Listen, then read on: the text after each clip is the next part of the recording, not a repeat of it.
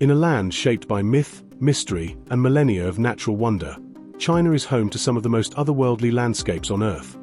Places where mountains pierce the sky like dragon spines, where temples cling to cliffs above seas of clouds, and where ancient forests whisper stories older than civilization itself.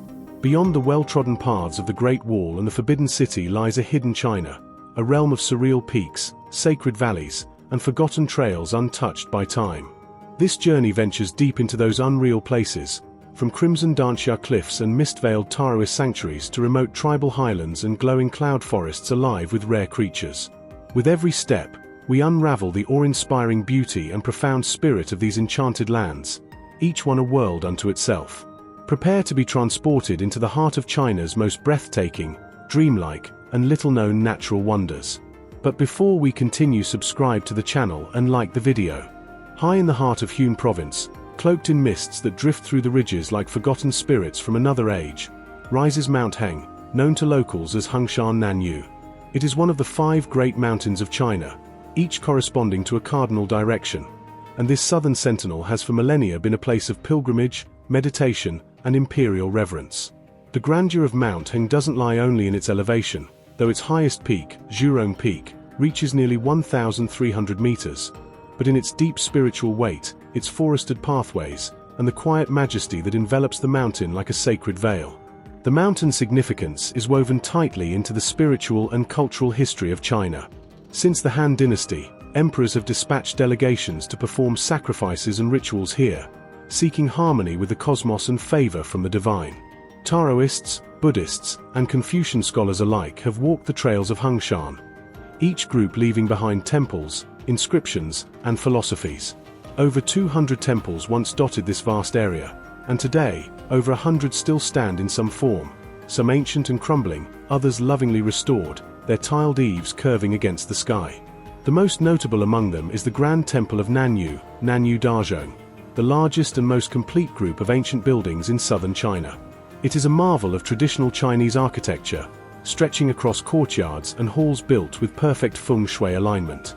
Pilgrims from across China come to light incense and bow at the shrine of the mountain god, a deity who presides over the fate of both the land and the people who live beneath its slopes. Yet, for all its cultural depth, Mount Heng is equally breathtaking in natural beauty. Forests cloak the ridges in shades of green that shift with the seasons, from spring's fresh growth to the fiery reds of autumn maples. The trails wind through these groves like veins, drawing hikers upward past bubbling brooks and sudden panoramic lookouts. At dawn, Zhurong Peak becomes a sanctuary of silence. Those who climb before sunrise often describe the experience as otherworldly, the sky bleeding from indigo to gold while the clouds see royals beneath like waves frozen in time.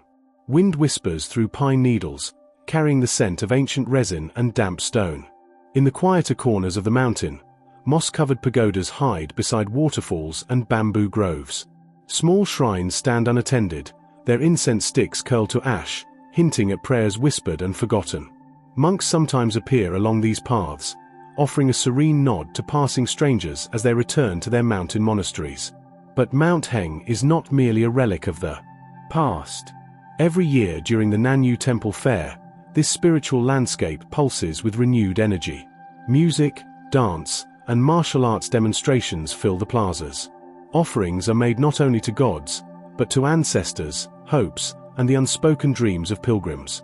Lanterns float into the night, flickering like memories against the star-strewn sky. In many ways, Mount Heng feels like the embodiment of southern China's deep, poetic soul, a place where the forest listens, the mountains speak, and centuries breathe together in harmony. It is not merely a peak to be climbed, but a world to be entered, where the past and present converge along stone steps worn smooth by the feet of the devoted. Far to the north, in the rugged province of Shaanxi, the other Mount Heng, known as Hengshan Beiyu, stands sentinel over the great northern plains. This is not the same mountain as its southern namesake in Huen. This is the Northern Heng, one of the 5 great mountains of China as well, representing the northern direction. Here, where cold winds whip across barren ridges and the land transitions from forested slopes to arid plateau, the landscape becomes starker, more elemental. It is a mountain of austere beauty and immense spiritual weight, steeped in Taoist lore and imperial legacy. Yet its greatest marvel is not merely the peak itself, but something carved into its side, a place that seems to defy gravity and time, the Hanging Monastery of Hengshan. Clinging impossibly to the sheer cliff face of Mount Heng's western flank, the Hanging Monastery is an architectural feat unlike any other. Built more than 1,500 years ago during the late Northern Wei dynasty, the structure hangs over 75 meters above the canyon floor, its wooden beams embedded deep into the rock wall, reinforced by hidden supports. Seen from below, the temple appears suspended between earth and sky, as if held aloft by some ancient, forgotten magic. From a distance, it seems delicate, almost like a drawing come to life. Yet up close, the craftsmanship reveals precision, engineering brilliance, and the sheer audacity of its creators. The monastery is an interweaving of Taoist, Buddhist, and Confucian influences. Three belief systems sharing a single sanctuary, in one of the few places in China where such integration is spatially and spiritually manifested. The halls are compact, the stairways steep, and the corridors narrow, yet within its wooden framework lies a powerful serenity. Inside, statues of Laozi, Buddha, and Confucius sit in quiet contemplation, their gazes cast over the gorge below. It is a place where monks once meditated while storms battered the cliffs, and where visitors today still pause, breath held, feeling the ancient wood shift slightly beneath their feet.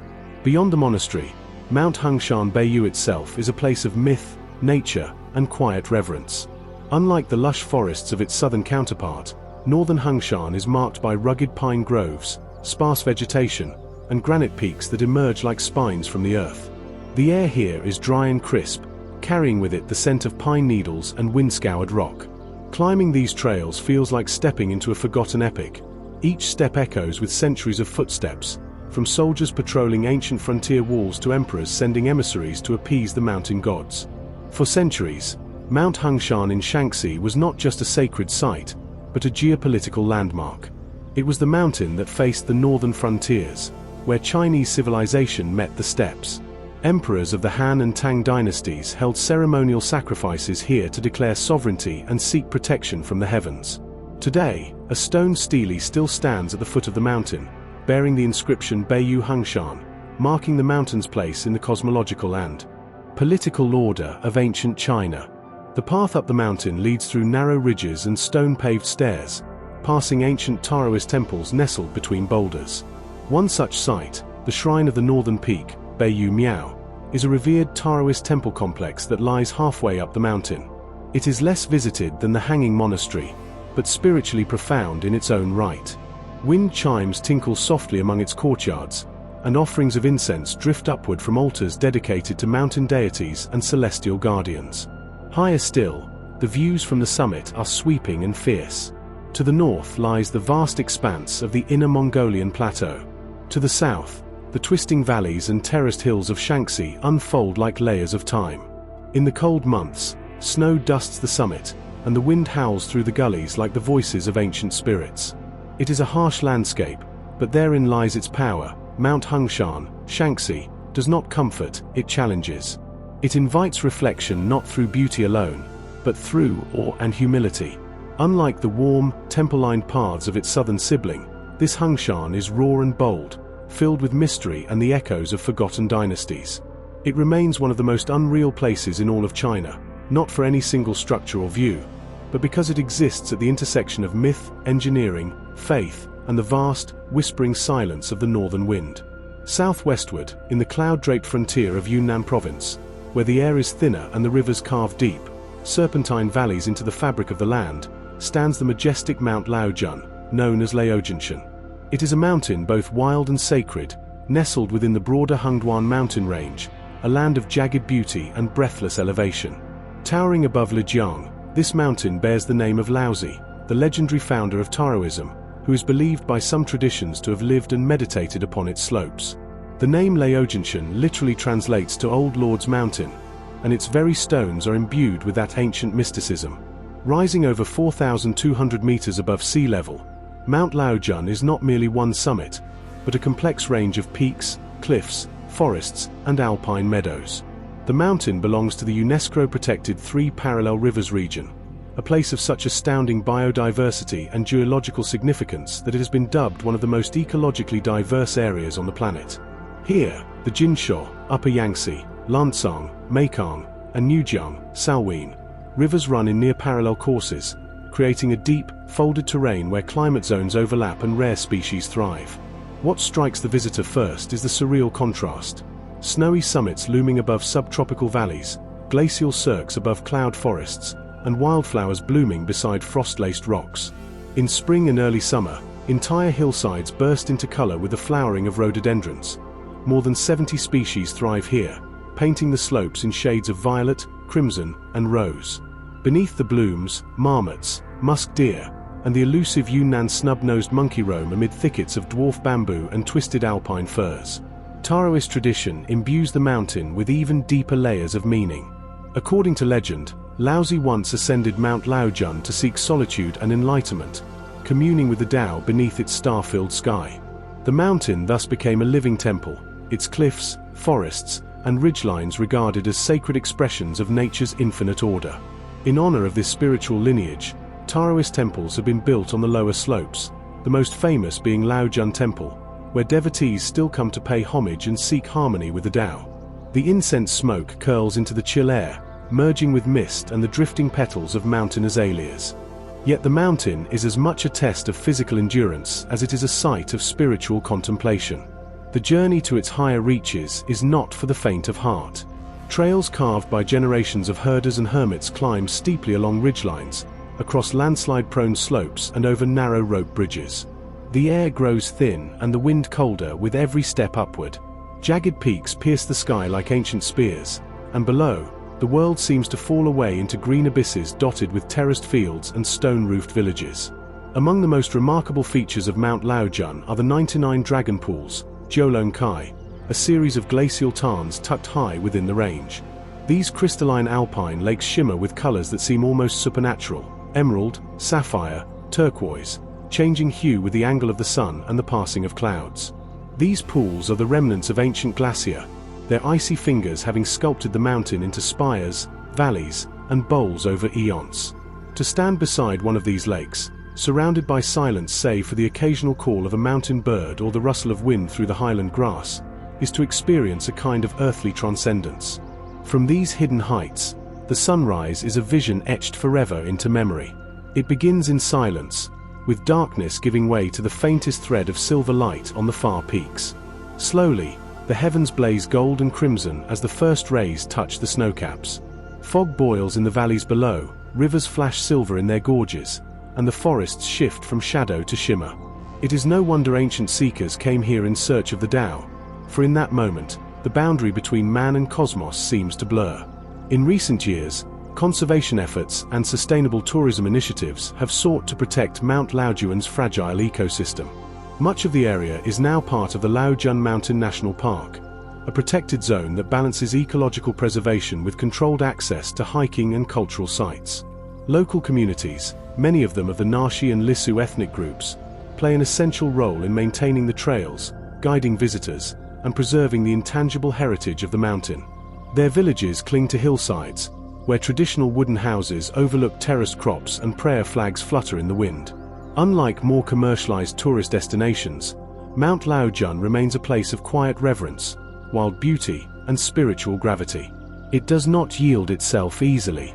One must climb, sweat, acclimatize, and persevere to glimpse its true essence. But for those who do, Mount Laojun offers a glimpse into a China that is both ancient and eternal, a China where gods may still dwell in the mists, where wisdom waits in silence, and where the mountain itself whispers the eternal truths of the Tao. Tucked deep within the cloud-softened terrain of western Sichuan, not far from the bustling city of Chengdu, lies the legendary Mount Qingcheng, an emerald massif that rises in gentle folds, wrapped in forest, myth, and the ineffable serenity of ancient Taoism.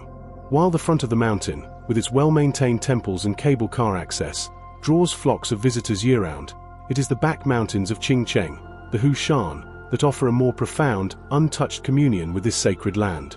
Here, in the quiet reaches beyond the well-trodden paths, the mountain reveals its true, undisturbed soul. Mount Qingcheng is celebrated as one of the birthplaces of Taoism, the ancient Chinese philosophy that seeks harmony with nature and the universe. The mountain has been sacred for more than 2,000 years, long before the modern road ever reached its base. The foundational Taoist figure, Zhong Daoling, is said to have cultivated the way on this very range during the Eastern Han dynasty, laying down spiritual roots that would flower into a sprawling lineage of temples, rituals, and cosmic insight. And while the front side of the mountain bears the grandeur of well-preserved sites like Jianfu Palace and the Celestial Master's Cave, it is in the shadowy, moss-laced ravines of the back mountains where one can truly experience the heart of the Tao. To venture into the back mountains is to step outside of time. There are no flashing signs or polished steps here, only winding stone paths overgrown with ferns, half-forgotten staircases ascending into mist, and ancient trees gnarled with age and mystery. The forest is dense, veiled in perpetual green, with shafts of sunlight slicing through the canopy in quiet reverence. The silence is broken only by the gentle trickling of mountain springs, the rustle of bamboo in the wind, and the occasional rusted bell ringing faintly from a hidden shrine. One such path leads to the Shangqing Temple, nestled like a secret amid towering cedars. Fewer travelers reach this place, and those who do are often pilgrims, poets, or seekers of solitude. The temple complex is modest compared to the grand architecture of the front mountains, but it radiates a haunting beauty. Its stone lanterns are blanketed in moss, incense smoke rises in delicate tendrils toward the rafters, and the wooden beams creak faintly in the mountain breeze. Here, the Tao feels close, not as an abstract philosophy, but as a presence, quiet and all-encompassing. The back mountains are also a haven for biodiversity. Rare orchids bloom in the undergrowth, and butterflies flit through the dappled light. Hidden waterfalls drop from cliffs carpeted in moss, and mist snakes through pine needles like a living thing. On occasion, a golden pheasant might flash across the path, or a barking deer cry out in the distance. The mountain is alive in every sense: its rocks, its trees, its running waters, and the Taoist belief in a sentient, interconnected cosmos feels wholly tangible here. Higher up, some trails are barely marked, disappearing into thickets or veering toward overgrown ridges. Yet those who persevere are rewarded with staggering views, moments when the trees part and the world unfurls below in layered waves of green and blue. From these vantage points, the plains of Sichuan stretch to the horizon, and the low thunder of life far below seems to fade. Many hikers pause in silent awe, realizing they are standing in the same spaces once traversed by monks and sages centuries ago, perhaps even tracing the very footprints of Zhong Daoling himself. The spiritual essence of the mountain is further deepened by the lore and legend that swirl through its trees. Locals tell of Taoist immortals who once roamed these hills, of ancient alchemists who distilled herbs and wisdom from its slopes, and of hermits who disappeared into the forest, never to be seen again, choosing to merge with the Tao rather than return to society. It is not uncommon to come upon tiny altars hidden in caves or tucked under tree roots, where red ribbons flutter and offerings of fruit, incense, or paper charms speak of quiet devotions made in solitude. During misty days, the entire back mountain range seems to float, its peaks rising like islands above the fog. Rain drizzles gently over leaves, pooling in carved stone basins, and the scent of earth, wood, and incense deepens. These are the moments when the teachings of the Tao Te Ching become clear, not as poetry or doctrine, but as lived experience. The world is not to be conquered, but to be understood through stillness. Control is an illusion. Surrender is wisdom. The mountain doesn't speak, but it teaches. Even in the modern era, with smartphones and GPS, there is something primeval about the back mountains of Qingcheng. Here, signal fades and time slows. The distractions of the world recede, and one is left only with the rhythm of the breath, the sound of one's footsteps on stone, and the flicker of understanding that perhaps the universe is not chaotic, but perfectly ordered, just beyond the reach of words. For travelers seeking spectacle and ease, the front side of Mount Qingcheng offers plenty. But for those drawn to the mystery, the essence, and the raw silence of the Tao itself, it is in the back mountains where the spirit of this land lives unbroken. It is here that the unreal becomes tangible, not through grandeur, but through the deep, whispering stillness of a forest that has watched the world turn for millennia. In the northeastern corner of Guangdong province, a surreal and almost otherworldly landscape rises out of the subtropical hills. Mount Danxia, or Danxia, a geological wonderland whose sheer red cliffs, sinuous gorges, and towering stone pillars have captivated poets, monks, and geologists alike for centuries. Recognized as part of the collective UNESCO World Heritage Site known as the China Danxia, this mountain range showcases one of Earth's most unique and visually striking landforms. The the Danxia landform, named after this very mountain. To gaze upon Danxia is to witness millions of years of natural sculpture. The term Danxia translates loosely to rosy cloud, and indeed, at sunrise and sunset, the entire range blushes in hues of crimson, peach, and violet, as if the mountains themselves are catching fire. Formed primarily from red-colored sandstone and conglomerate, the Danxia landscape was shaped through long cycles of uplift, weathering, and erosion, carving a maze of cliffs, isolated peaks, natural bridges, and deep gorges. Water has been the eternal artist here, rivers cutting and polishing the rock, rain sculpting vertical walls, and time etching every surface with the signature of eternity. The most iconic feature of Mount Danxia is undoubtedly its layered red cliffs, which rise vertically like pages of a stone book, recording the passage of eons. These cliffs are not only mesmerizing in their shape but in their color, which varies subtly depending on the time of day and the angle of the sun. Standing at the base of these cliffs, one feels dwarfed not only in scale but in time, overwhelmed by the slow, relentless artistry of the natural world. One of the most photographed landmarks here is the Yang Yuan Stone, or Male Stone, a towering column of rock that bears a rather provocative resemblance to human anatomy. Directly facing it is the Yin Yuan Stone, a natural formation said to resemble feminine curves. Together, they symbolize cosmic balance, a theme resonant in Chinese philosophy and Taoist tradition, which holds Mount Danxia as a site of energy harmony and natural alignment. Despite the modern tourist buzz around these formations, they carry an unmistakable air of symbolic depth, an ancient reverence woven into their very presence. Wandering through the narrow gorges of Mount Danxia offers a different kind of marvel. These passageways are cool, humid, and often echoing with the chirping of birds or the soft trickle of hidden springs. The most famous is the Jinjiang River Gorge, where the green waters of the Jin River wind through high vertical cliffs, its still surface reflecting walls of crimson stone. Flat-bottomed boats glide silently down the river, and those aboard are often hushed into silence, not by instruction, but by awe. Mist curls around the cliff faces in the early morning, and kingfishers dart through the air like living jewels.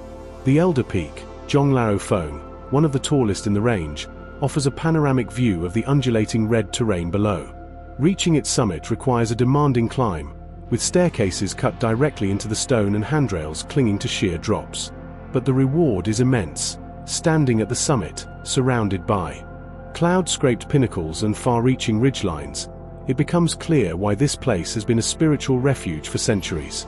The mountaintop temples and pavilions, though modest in size, pulse with the kind of quiet power that only ancient places hold. Danxia is not just about geology or views, it is also deeply interwoven with human history and cultural continuity. Archaeological finds suggest that humans have inhabited this area for thousands of years.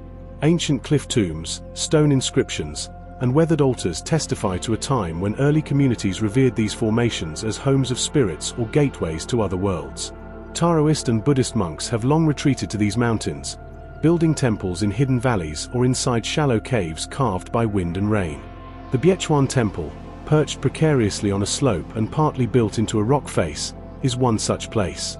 Inside, candles flicker beside centuries-old statues, and the scent of incense mingles with the scent of stone and damp earth. Monks here tend their rituals with quiet dedication, chanting sutras beneath massive rock ceilings where water drips slowly from the seams of time. The flora and fauna of Danxia are also worthy of reverence. The unique microclimate and elevation gradients allow a surprising variety of species to flourish.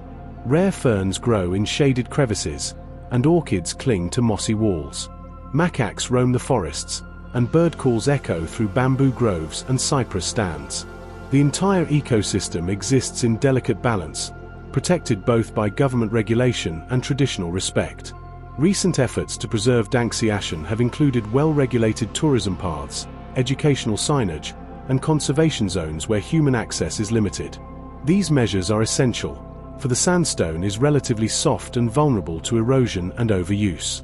Yet even with increased tourism, much of the range retains its untamed character. There are still corners of Danxia where few have walked, canyons without names, caves where bats hang in silence, and high ridges where only wind and clouds converse. To stand in Danxia at dusk, as the last light bleeds into the layered cliffs, is to witness something that defies description. It is a place that looks like a painting and feels like a revelation. Unreal not because it is unnatural, but because it is so perfectly, uncannily sculpted by nature that it feels more dream than reality. In the rust-red stone, one hears the echo of time, not just human time, but geological time, the deep rhythm of Earth itself. In the mist-wrapped highlands of northeastern Guizhou, where clouds linger like ancient spirits above a landscape carved by time and faith, rises one of China's most sacred and enigmatic mountain ranges, Mount Fanjing, or Fanjingshan. Known widely for its central sacred summit, a UNESCO World Heritage Site revered by Buddhists as the Bodhidharma, place of enlightenment, of Maitreya, the future Buddha, Fanjingshan is a realm of celestial stillness and geological wonder. Yet it is not only the main peak that astounds. Scattered around this spiritual core are the side peaks of Mount Fanjing, a collection of surreal rock formations, forested crags, and hidden relics that seem more like manifestations of myth than features of the natural world. To understand the side peaks is to understand the broader sacred geography of Fanjingshan. These aren't simply lesser summits, they are extensions of the sacred energy that radiates from the main golden peak, Jinding. In the traditional Chinese geomantic view, mountains are not isolated elevations, but living veins of qi, cosmic energy, flowing through the land. Thus, each outlying peak has its own spiritual gravity, its own guardian spirits, and often, its own temple or altar clinging impossibly to stone ledges or hidden within ancient groves. One of the most striking among these side peaks is Mount Mushroom Rock, a boulder formation so peculiarly balanced it seems to defy logic. A massive, flat stone the size of a house perches atop a thin rock column like a toadstool sculpted by the gods. Locals refer to it as Wandaoj, 10,000-year mushroom, and for centuries, pilgrims have looked upon it as a sign of divine equilibrium, a symbol of enduring balance amid the chaos of the world. It's not merely a visual oddity, it's a meditative focal point, where the forces of gravity and grace appear to be locked in a perpetual, silent dialogue. Further into the folds of the landscape lies the Red Cloud Golden Summit, another side peak known for its dramatic silhouette and shifting light. This crag, lower than the central Golden Peak, nonetheless commands breathtaking views, especially at dawn when the sun spills over layers of green, gold, and mist. Atop this summit, Buddhist relics are enshrined within a modest structure, guarded by wind-polished stone lions and centuries of prayer. The air is thinner here, scented with incense and moss, and wrapped in near-constant silence save for the distant chime of a temple bell or the cry of a hawk circling overhead. Another gem among the side peaks is Ailao Mountain, so named because of its divided appearance, one half dark and forested, the other bright and covered in lichen-streaked rock. Legend holds that this peak embodies duality, light and dark, sacred and profane, body and spirit. Hikers ascending its trail pass through tunnels of rhododendrons and silver fir, their roots clinging to sheer cliffs, their branches bowed by mist. At the summit stands a small stone platform used by monks for meditation, open to the sky, the valleys, and the invisible currents of the spirit world. Throughout the side ranges, there are hidden temples and hermitages, some centuries old, others more recent, all weathered by time and often shrouded in moss and fog. Chengyan Temple, on one of the lesser visited ridges, is such a place. Its stone walls are etched with inscriptions from the Ming dynasty, its wooden doors creak with age, and inside, the air is thick with reverence. Candles flicker beside statues of Maitreya, Guanyin, and Vajrapi. The silence here is deep, not the absence of noise, but the presence of stillness. But not all of the sacred relics are human-made. Some are formations revered as divine in themselves, such as the Sleeping Buddha Rock, a massive outcrop that, when viewed from a certain angle, resembles a reclining Buddha draped in robes of stone and moss. Pilgrims often leave offerings of wildflowers or food at its base, believing it to be a place of healing and spiritual rejuvenation. In foggy twilight, the rock seems to breathe, the illusion so perfect it unsettles even the most skeptical traveler. The biodiversity of these side peaks adds another layer of unreality. Due to their relative inaccessibility and the mountain's long isolation, the region is a cradle of endemic life. The Fanjingshan golden monkey, an ethereal primate with pale blue eyes and snow-colored fur, is native to these forests and can sometimes be glimpsed leaping across the canopy or crouching silently among rhododendron branches. Over 2,000 species of flora thrive here, many of them unique to this mountain system.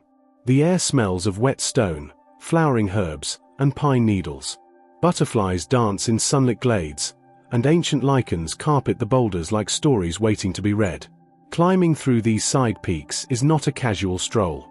Some paths are steep, narrow, and wild, maintained only by local villagers or devout pilgrims. Others are marked only by prayer flags, stone cairns, or weathered signposts. But each route offers its own revelation, a hidden spring, a carved mantra in the rock, a sudden view that opens up like a scroll painting unfolding in mid-air. What unites all these side peaks is a shared sense of liminality. They exist on the edge of the visible and the invisible, between the terrestrial and the transcendent. One need not even reach the summit to feel their pull. Simply entering the realm of these peaks feels like entering a sacred theater where earth, sky, and spirit perform an eternal ritual. Time loses its ordinary meaning. The air grows thinner, yet each breath feels heavier with significance. For all the grandeur of Fanjingshan's main peak, it is in these side ranges, these hidden folds of mountain and cloud, that one encounters the true magic of this land. They are unreal not in their existence, but in their essence, a dreamlike meeting place of geology, divinity, and inner silence. To walk among them is to remember what it means to be small, to be present, and to be alive in a world far older and wiser than we can comprehend.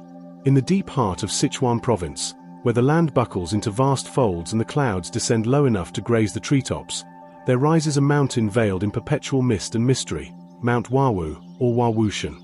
Unlike its more famous neighbors such as Amei or Gongar, Huawu exists in relative obscurity, hidden in plain sight. Yet for those who seek places where nature still breathes in its original rhythms, where silence reigns supreme beneath ancient canopies, and where evolution has crafted species found nowhere else on Earth, Mount Huawu is a realm like no other.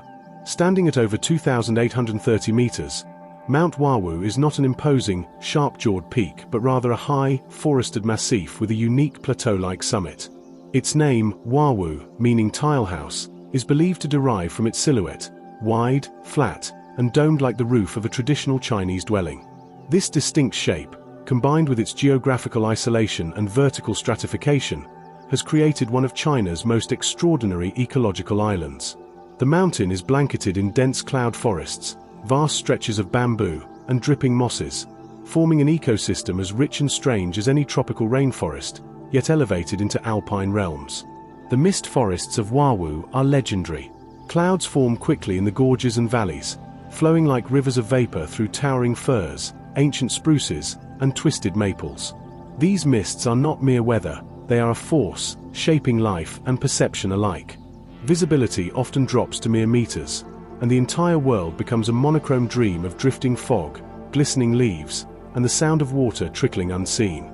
It is within this humid shroud that some of China's rarest and most elusive creatures find sanctuary.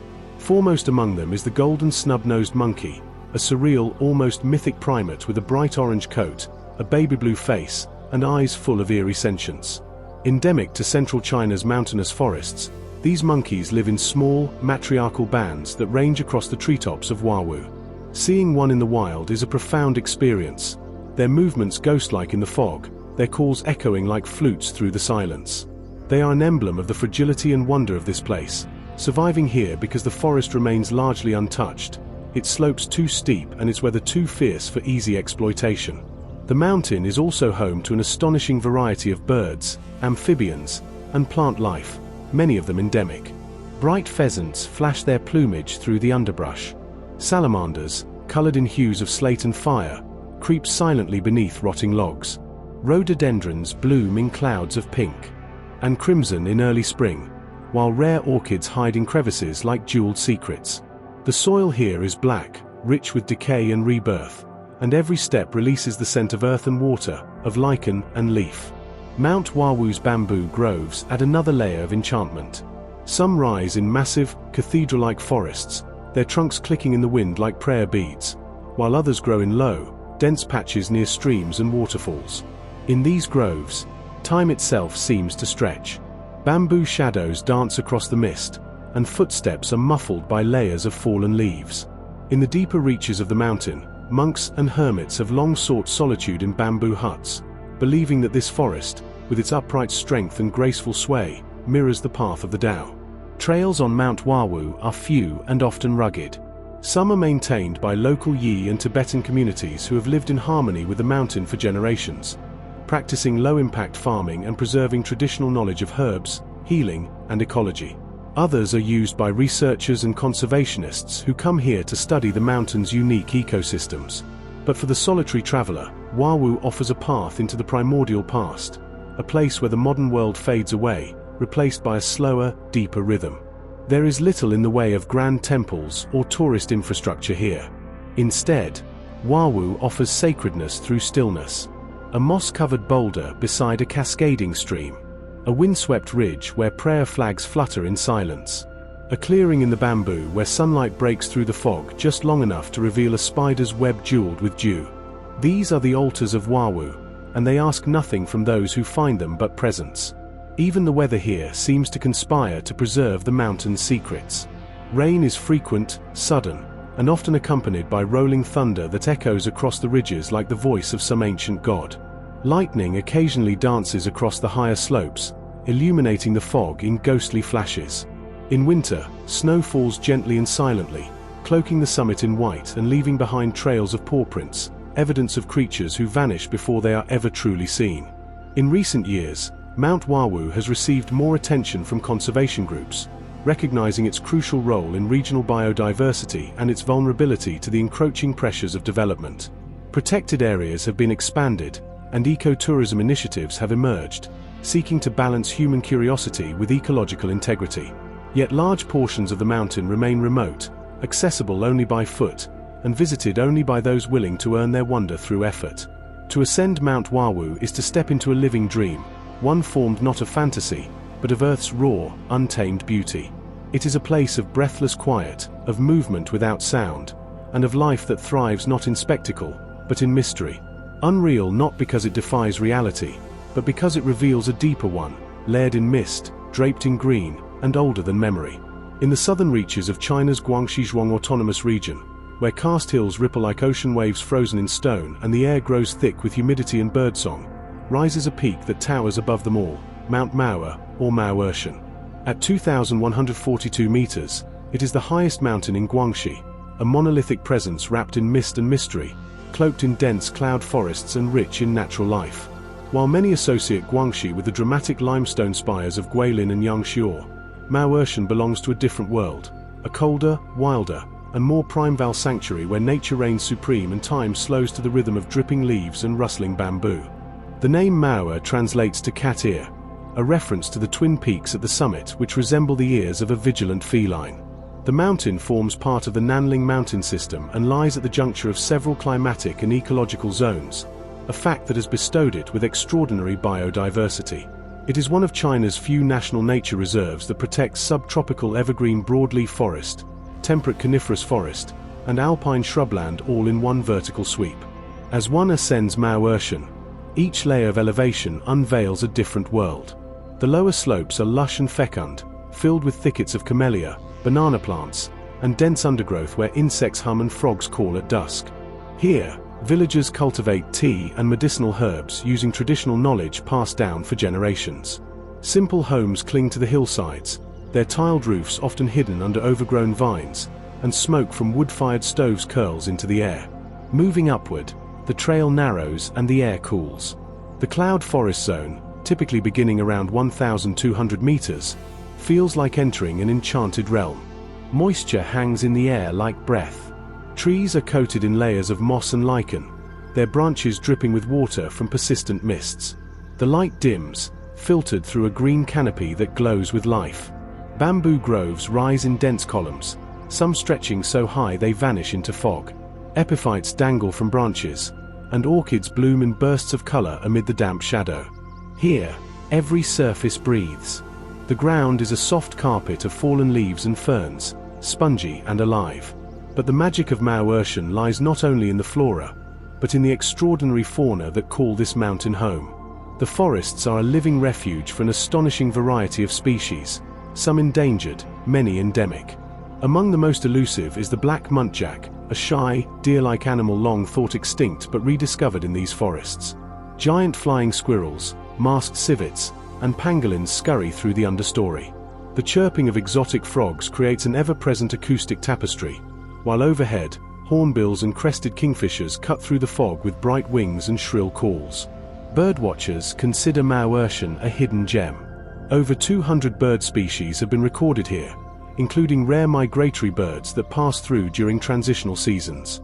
The symphony of bird calls begins just before dawn and ebbs with the arrival of twilight, replaced then by the chorus of insects and the haunting hoots of night birds in the upper canopy. Adding to the unreal beauty of this mountain are its numerous waterfalls and springs, which seem to emerge spontaneously from the earth, fed by highland rain and mist. The Surreal waterfall, or water curtain, plunges from a cliff face in a silvery arc, vanishing into ferns and mossy rock.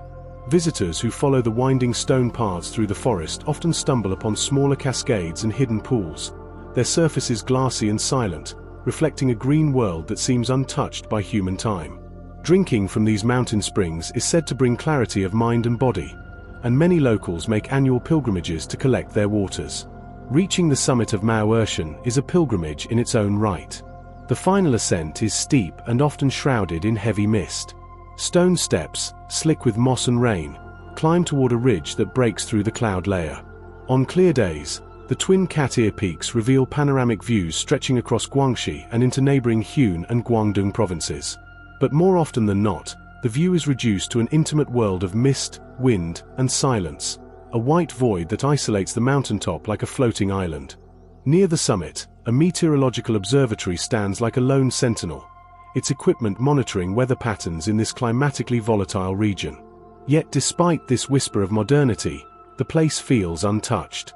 There are no crowds, no vendors, no loudspeakers, only wind, fog, and the rhythmic drip of water from unseen branches. Culturally, Mount Heng is revered by nearby communities. Among the Zhuang and Yao ethnic groups that inhabit this region, the mountain is seen as a guardian, a source of rain, fertility, and wisdom. Stories abound of mountain spirits that guide or mislead travelers, of sacred animals that appear to the worthy, and of hidden caves filled with crystals, old gods, or ancestral relics. Offerings are sometimes left beside old trees or in small stone shrines, unnoticed by most, but vibrant with local belief. Despite its spiritual and ecological wealth, Mount Heng remains largely off the beaten path, visited mostly by botanists, ecologists, dedicated hikers, and those attuned to the quiet language of the land. It is one of those few places where it's still possible to walk for hours without encountering another soul, where the air tastes ancient and the forest still listens. To walk upon Mount Heng is to move through multiple lifetimes of the earth, lush valleys, cloud-shrouded ridges, and highlands echoing with bird calls and thunder. It is unreal not because it defies belief, but because it exceeds it. This is the kind of mountain that does not just inspire awe, it humbles, it centers, and it reminds us that even in a world of satellites and screens, there remain places where nature continues to dream, wild and undisturbed. Rising from the misty hinterlands of western Anhui province, Mount Danxia, also known as Quanzhou Mountain, is a place where stone takes on a sculptor's grace and time feels fluid, slipping between ancient granite ridges and whispering bamboo forests. Often overshadowed by the globally renowned Huangshan, Yellow Mountain, Danxia remains a lesser-known but equally surreal landscape that offers a quieter, more intimate communion with nature's artistry. Its name translates to Heavenly Pillar Mountain, a nod to its towering granite spires and soaring peaks, some of which stand like upright monoliths against the endless sky. And indeed, there is something celestial about this place, an untouched quality that makes it feel less like a destination and more like a threshold into a more elemental world. Danxia is part of the Debi Mountains and forms one of China's recognized global geoparks under UNESCO, owing to its extraordinary geological diversity and scientific significance. It is a sanctuary where more than 1.8 billion years of Earth's history are revealed in twisted rock formations, exposed crustal folds, and massive outcrops of ultra-high-pressure metamorphic rocks, a rare phenomenon where ancient oceanic crust has been buried deep within the mantle and then exhumed to the surface, frozen mid-transformation. For geologists, it is one of the most valuable windows into tectonic forces beneath the Asian continent. For everyone else, it is simply astonishing to behold. The mountain rises to a modest 1,488 meters, but what it lacks in altitude it more than makes up for in character. Dozens of granite peaks and pillars rise sharply from verdant valleys, some balanced precariously like puzzle pieces placed by giants. Over time, wind and water have shaped these rocks into imaginative forms: stone camels, flying eagles, crouching tigers, and kneeling monks. There is a peculiar magic in watching sunlight dance along these surfaces, illuminating streaks of pink, orange, and silver on their time-worn faces. When mist rolls in, which it often does in the early morning or late evening, the peaks disappear into clouds. Like retreating titans. The most iconic formation is Qianzhou Peak, from which the entire mountain takes its name. It stands like a vertical obelisk, rising nearly 150 meters from its base, solitary and defiant, shaped as though some ancient deity had driven a stone spike into the earth. Surrounding it are numerous trails, both well-trodden and hidden, that weave through granite canyons, past trickling waterfalls, and beneath overhangs smoothed by millennia. Despite its grandeur, there's a remarkable serenity that pervades Qianzhushan. Unlike more commercialized destinations, the atmosphere here is meditative. Birdsong echoes through pine-covered slopes, wind brushes lightly through leaves, and the rhythmic crunch of footsteps on ancient paths is often the only sound that breaks the silence. The flora of Mount Qianzhushan reflects the diverse ecosystems nurtured by its varying elevations and microclimates. In lower valleys, bamboo groves sway with graceful elegance, joined by camellias, azaleas, and ancient ginkgo trees. Higher up, coniferous forests dominate, where twisted pines cling to cliffsides, growing out of sheer rock in shapes sculpted by wind. In spring and early summer, wildflowers paint the slopes in vibrant hues, and in autumn, the leaves blaze in fire-colored gradients, creating postcard scenes framed by stone. Though less famed than some Taoist or Buddhist mountains, Qianzhushan possesses deep spiritual roots. Hidden among the ridges are ancient temples, small shrines, and hermit retreats, some active, some in ruins. The Zhenxian Temple, or True Immortal Temple, is one of the most notable. Perched on a cliffside, it overlooks a sea of clouds on clear mornings and offers a secluded spot for meditation or silent contemplation. Inscriptions carved into stone tablets speak of past sages who came here to seek harmony between heaven and earth, as well as emperors who once climbed these slopes in search of clarity and wisdom. But perhaps the most surreal aspect of Mount Qianzhushan is its paleontological significance. Embedded in the exposed rock faces of this mountain are fossils of early vertebrates, some of which date back over 500 million years, including the remains of ancient marine organisms and ancestral amphibians. In a sense, Qianzhushan is not only a monument of stone, but a library of life, each stratum telling a story of Earth's long and dynamic evolution. There is a particular area, the Qianzhou Geopark fossil site, where visitors can observe fossilized remnants of stromatolites and trilobites up close, evidence of a time when these soaring peaks lay beneath warm, shallow seas. Visitors to the mountain often speak of a strange tranquility that settles over them as they ascend. Perhaps it's the absence of overwhelming crowds, or the patient presence of trees and stone that seem to observe rather than entertain. Or perhaps it's the knowledge, felt rather than known, that this landscape has endured for eons before human eyes ever gazed upon it. Whether one is hiking through the Nine Dragon Valley, standing beneath the Heavenly Pillar, or tracing the grooves of ancient fossils, there is a pervading sense that this mountain is more than scenery. It is a keeper of memory, holding within its granite ribs the remnants of ocean tides, tectonic rage, and spiritual longing. For those seeking an experience that combines science and solitude, mysticism and natural majesty, Mount Qianzhushan offers something rare. It is a place that defies easy classification, a mountain, a museum, a sanctuary, a poem written in stone. The clouds may roll in and obscure the path ahead, but beneath your feet, beneath the layers of soil and rock, a billion years of Earth's dreaming waits to be felt and remembered. Nestled within the Jiangnan landscape, where misty rivers wind through low hills and classical gardens evoke centuries of poetry and reflection, lies Mount Maihua, or Plum Blossom Mountain, in Jiangsu province. Unlike many of China's soaring, dramatic peaks, Maihua is not defined by altitude or geological extremity, but rather by an almost lyrical gentleness. It rises humbly among the plains near Nanjing, yet its significance is immense in cultural, historical, and aesthetic terms. This mountain is a living embodiment of the deep interweaving between nature and art that has long characterized Chinese civilization. It is not merely a mountain, it is a metaphor made physical, a landscape where the ephemeral beauty of plum blossoms meets the enduring weight of dynastic memory. Maihua Mountain draws its name from the plum blossom, or Maihua, a flower revered throughout Chinese history as a symbol of resilience, purity, and perseverance. Blooming in late winter or early spring, when snow still dusts the landscape and other flowers slumber, the plum blossom has long been celebrated in Chinese painting, poetry, and philosophy.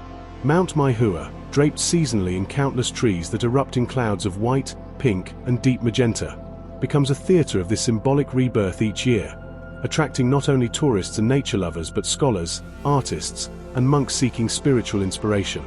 The mountain is particularly famous for its Plum Blossom Hill scenic area, which becomes a pilgrimage site during the Maihua festival each spring. Trails lined with centuries-old plum trees lead to pavilions where emperors once rested, and where scholars once sipped tea while composing verses in the style of Tang and Song poetry. These blossoms do not simply bloom, they seem to float like perfumed snowflakes, carrying the mind away from worldly burdens. The blossom's fragrance, subtle, earthy, and cool, is said to inspire introspection and clarity, and many visitors have described the experience of walking under their canopy as almost meditative. Among the trees stands the Maihua Pavilion, a refined piece of traditional architecture built in the Ming style, with sweeping roofs, red columns, and intricately carved latticework. It sits gracefully on a ridge overlooking the Jiangsu countryside and has long served as a sanctuary for poets and thinkers. Nearby, the Plum Blossom Temple maintains the Buddhist tradition that has existed on this mountain for over 1,000 years. Although modest in scale, its incense-filled halls and stone courtyards provide a spiritual stillness rarely found in the cities below. Yet Mount Meihua's connection to China's imperial past runs deeper still. The area was a favored retreat for emperors of the Ming and Qing dynasties, particularly during times of transition and political uncertainty. Its quietude provided not just leisure, but a kind of reflection vital to Confucian governance, where harmony with nature was seen as an extension of harmony within the state. According to historical records, Emperor Qianlong of the Qing dynasty visited Maihua Mountain multiple times and composed poems inspired by the resilience of the plum blossom, comparing its silent bloom amid snow to the virtues of loyalty and endurance. Beyond the imperial and poetic, the mountain holds emotional weight in modern Chinese identity as well.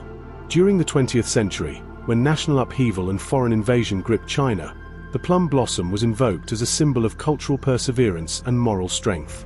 Mount Maihua, with its quiet, flower-lined slopes, became not just a site of natural beauty but a kind of national allegory, a place where the essence of the Chinese spirit could be quietly affirmed.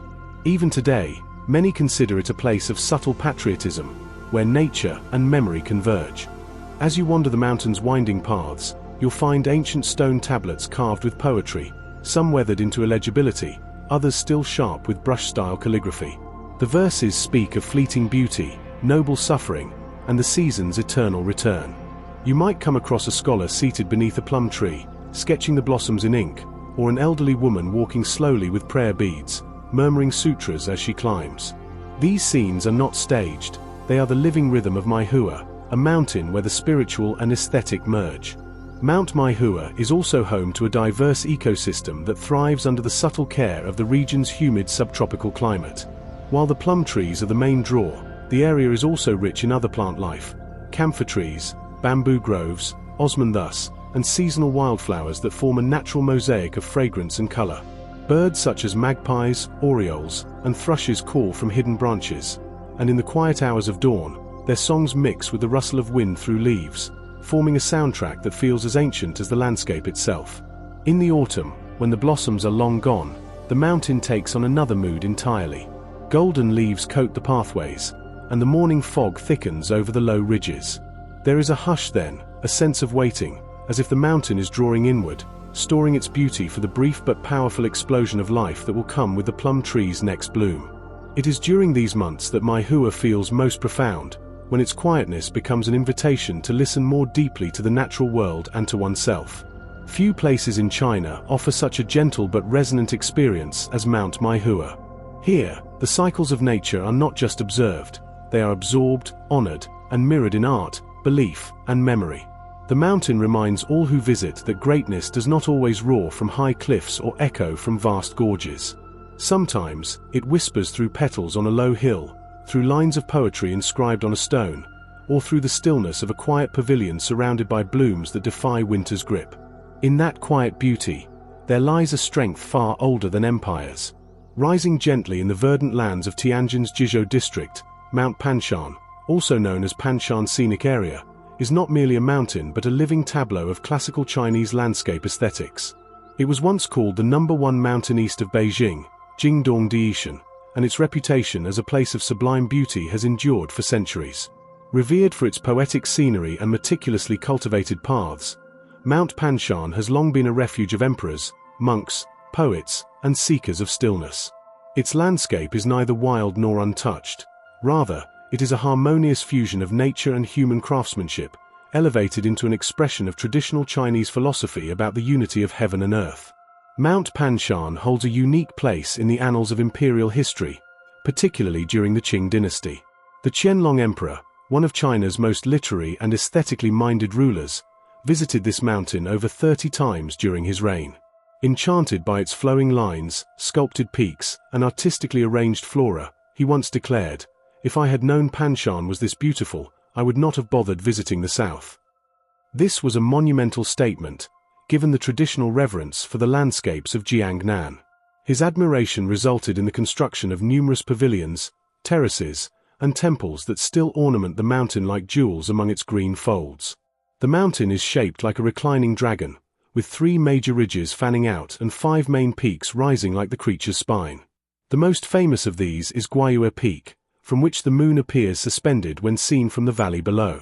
From this vantage, especially at sunrise or dusk, the entire region seems to transform, hazy ridgelines melting into the horizon, the Great Wall peeking through forested hills in the far distance, and birds circling over temple roofs gilded in golden light. Much of Mount Panshan's enduring beauty lies in its artfully designed landscape, which follows the principles of classical Chinese garden design on a grand, mountainous scale. Winding stone paths lead visitors past natural rock formations and carefully positioned pavilions, each named with poetic intent: the Pavilion of Echoing Pines, the Terrace of Cloud Gazing, or the Hall of Pure Silence. Streams and miniature waterfalls descend beside stone stairways, creating soothing soundscapes that complement the rhythmic crunch of footsteps on old mossy steps. Along the ascent, you'll encounter a multitude of historical and religious structures, including Buddhist temples that have stood for centuries. The most significant among them is the Qiancheng Temple, originally built during the Tang dynasty and later renovated by imperial decree during the Ming and Qing periods. Within its incense-filled halls, travelers still kneel in prayer, lighting candles beneath thousand-armed Avalokitesvara statues and offering coins into lotus-shaped donation bowls. The temple is built with elegant symmetry, its courtyards shaded by ancient ginkgo trees that turn to flame in autumn, their fan-shaped leaves carpeting the stone ground like golden silk. Another architectural jewel is the Yunlu Temple, perched higher up the slope. This secluded site is often wrapped in morning mist and framed by whispering pine trees, creating a dreamlike sense of otherworldliness. The temple walls bear calligraphy and poems etched by historical literati, some of whom stayed here for months or years in artistic retreat. Even today, it's not uncommon to find scholars and artists setting up ink stones and calligraphy brushes within the temple courtyards, capturing the mountain's essence through elegant brushwork. As you climb further, the forest thickens into a canopy of pines, oaks, and maples. In spring, mountain azaleas bloom in fiery bursts of pink and crimson along the ridges, while summer brings fireflies that glitter like floating lanterns through the underbrush at twilight. In winter, frost coats the pine needles in white lace, and a tranquil silence settles over the entire mountain, broken only by the crunch of snow underfoot and the distant toll of temple bells. At the summit, the panoramic view is breathtaking. The North China Plain stretches endlessly in one direction, and to the other, the foothills of the Yangshan Mountains undulate into misty infinity. On clear days, the Great Wall can be seen snaking along nearby ridges, a reminder that this peaceful place once stood at the borderlands of dynastic defense. The sense of elevation here is not just physical, it's emotional. To stand at the top of Panshan is to see the world as the emperors once saw it, from a place of distance and reflection. Beyond its natural and architectural marvels, Mount Panshan also carries forward living traditions. It's a place of seasonal festivals, Taoist rituals, and tea ceremonies. During the Chrysanthemum Festival in late autumn, the mountain paths bloom with potted chrysanthemums in every shade imaginable: yellow, violet, burgundy, and snow white, symbolizing longevity and scholarly refinement. Monks chant in the temples, Taoist priests perform mountain rituals, and artists display paintings inspired by the ever-changing mountain light. These are not performances for tourists but living practices rooted in centuries of continuity. Moreover, Mount Panshan has long been associated with longevity and inner cultivation. Its environment is considered spiritually nourishing, and many have chosen to retire to its slopes, establishing hermitages or simple homes near mountain springs. In ancient times, Taoist recluses sought to refine their inner spirit here, meditating by moonlight and drinking from mineral-rich brooks. Even today, locals believe the mountain has a gentle, healing energy. It's not uncommon for elderly visitors to make annual treks here, not just for exercise but to reconnect with a rhythm older and deeper than the city's pace. In recent years, while access to Mount Panshan has improved and facilities have expanded, the area has been protected as a national park, preserving both its ecology and its spiritual atmosphere. Conservation efforts have focused on maintaining its delicate balance between cultivated beauty and natural wilderness. There are now designated eco-trails, educational signage for botanical and geological features, and restrictions on commercial development. All of this helps ensure that future generations will be able to experience the mountain not just as a scenic spot but as a sacred space. Mount Panshan is not as towering as Mount Tai or as famous as Mount Huangshan, but in its quiet elegance, imperial legacy, and aesthetic perfection, it offers something deeply unique. It is a place where art meets altitude, where each step feels guided by unseen hands that have spent centuries arranging rocks, planting trees, and building structures that align with the cosmos. In a sense, to walk Mount Panshan is to walk through a living scroll painting, one where the brushstrokes are made of stone, mist, and time itself. Mount Luofu, or Luofushan, located in Guangdong Province, is one of China's most sacred Taoist mountains, a quiet yet powerfully resonant place where centuries of spiritual practice, herbal medicine, and nature worship blend into a lush and tranquil sanctuary. Nestled near Huizhou City, not far from the South China Sea, Luofushan's peaks are often shrouded in gentle mist, its valleys veined with waterfalls, sacred groves, ancient caves, and forest temples that have echoed with chants for over 1,000 years. Unlike the dramatic cliffs of Mount Huangshan or the monumental fame of Mount Tai, Luofushan carries its significance in a gentler tone, one built on depth of tradition and the enduring legacy of Taoism, particularly alchemy and internal cultivation. Luofushan is most famously associated with Ji Hong, a prominent Taoist scholar, alchemist, and physician from the Eastern Jin dynasty, circa 4th century CE. Revered as an immortal in some traditions, Ji Hong spent years at Luofushan practicing Taoist alchemy, a blend of meditative cultivation and pharmacological experimentation aimed at achieving longevity and spiritual transformation. The Ji Xian Wang, or immortal Ji, is enshrined in many of the mountain's temples, and the herbal knowledge he compiled on the mountain still influences traditional Chinese medicine today. His presence is not just historical but spiritual, with many pilgrims visiting Luofushan to honor him, study his teachings, and perform rituals at his legendary alchemical furnace site, the Baikao Cave, 100 Herb Cave. Physically, Mount Luofu is a sprawling massif with over 400 peaks, the highest of which reaches approximately 1,296 meters, 4,252 feet, above sea level. The range covers over 250 square kilometers, a vast area of granite ridges and forest-covered valleys teeming with biodiversity. From cloud-kissed summits to humid subtropical forests at its base, Luofushan is a living canvas of Taoist cosmology, a place where the 5 elements, yin and yang, and natural forces are believed to converge in harmony. One of Luofushan's most defining features is its network of sacred waterfalls, many of which tumble over sheer granite cliffs and splash into cool, clear pools. Among the most famous is the Feichuan waterfall, Flying Spring, which descends with such elegance that poets have long compared it to a silver dragon gliding through air. These waterfalls are not only visually stunning, but they have also been considered spiritually purifying places where Taoist practitioners and temple residents have traditionally bathed and meditated to harmonize the body's energy with the flow of nature. Equally significant are Luofushan's caves, many of which have been inhabited by hermits, monks, and seekers of immortality. The aforementioned Baikao Cave is one of the most visited, not for its size but for its association with Ji Hong's legendary alchemical experiments. According to local lore, it was here that he refined elixirs and recorded his deep botanical knowledge, drawing on the hundreds of medicinal herbs found on the surrounding slopes. The air within the cave is cool and aromatic, steeped in a faint herbal scent, and many visitors leave offerings of incense, coins, or herbal sachets at its stone altar. Tucked away among mossy rocks and bamboo groves are numerous Taoist temples and monastic retreats, each with its own unique atmosphere and lineage. The Temple of the Nine Heavens, Guan, is the most prominent and revered, built into the side of the mountain and offering panoramic views over the valley below. The temple, with its red wooden beams, tiled rooftops, and incense-coiled altars, is home to Taoist priests who still conduct ancient rituals, chant scriptures, and guide visitors through meditation or qigong. Unlike the more touristic sites in China, this temple remains an active spiritual center, and it is not uncommon to find locals participating in ceremonies or receiving herbal consultations from resident monks. Other temples like the Huashan Temple, the Guanyin Temple, and the Temple of the Supreme One, Taishang Laojun, are spread throughout the mountain, often accessible only via winding forest trails or steep stone steps bordered by camphor and pine. These temples are surprisingly peaceful, with few visitors outside major festivals, and the occasional sound of wind chimes or chanting provides a soundtrack that seems to slow time itself. Luo Fushan is also home to a rich ecological system, protected under National Nature Reserve status.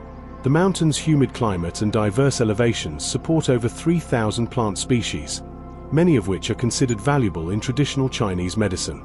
Ancient camphor trees, some over 1,000 years old, dominate certain groves, their thick trunks twisted with age and wisdom.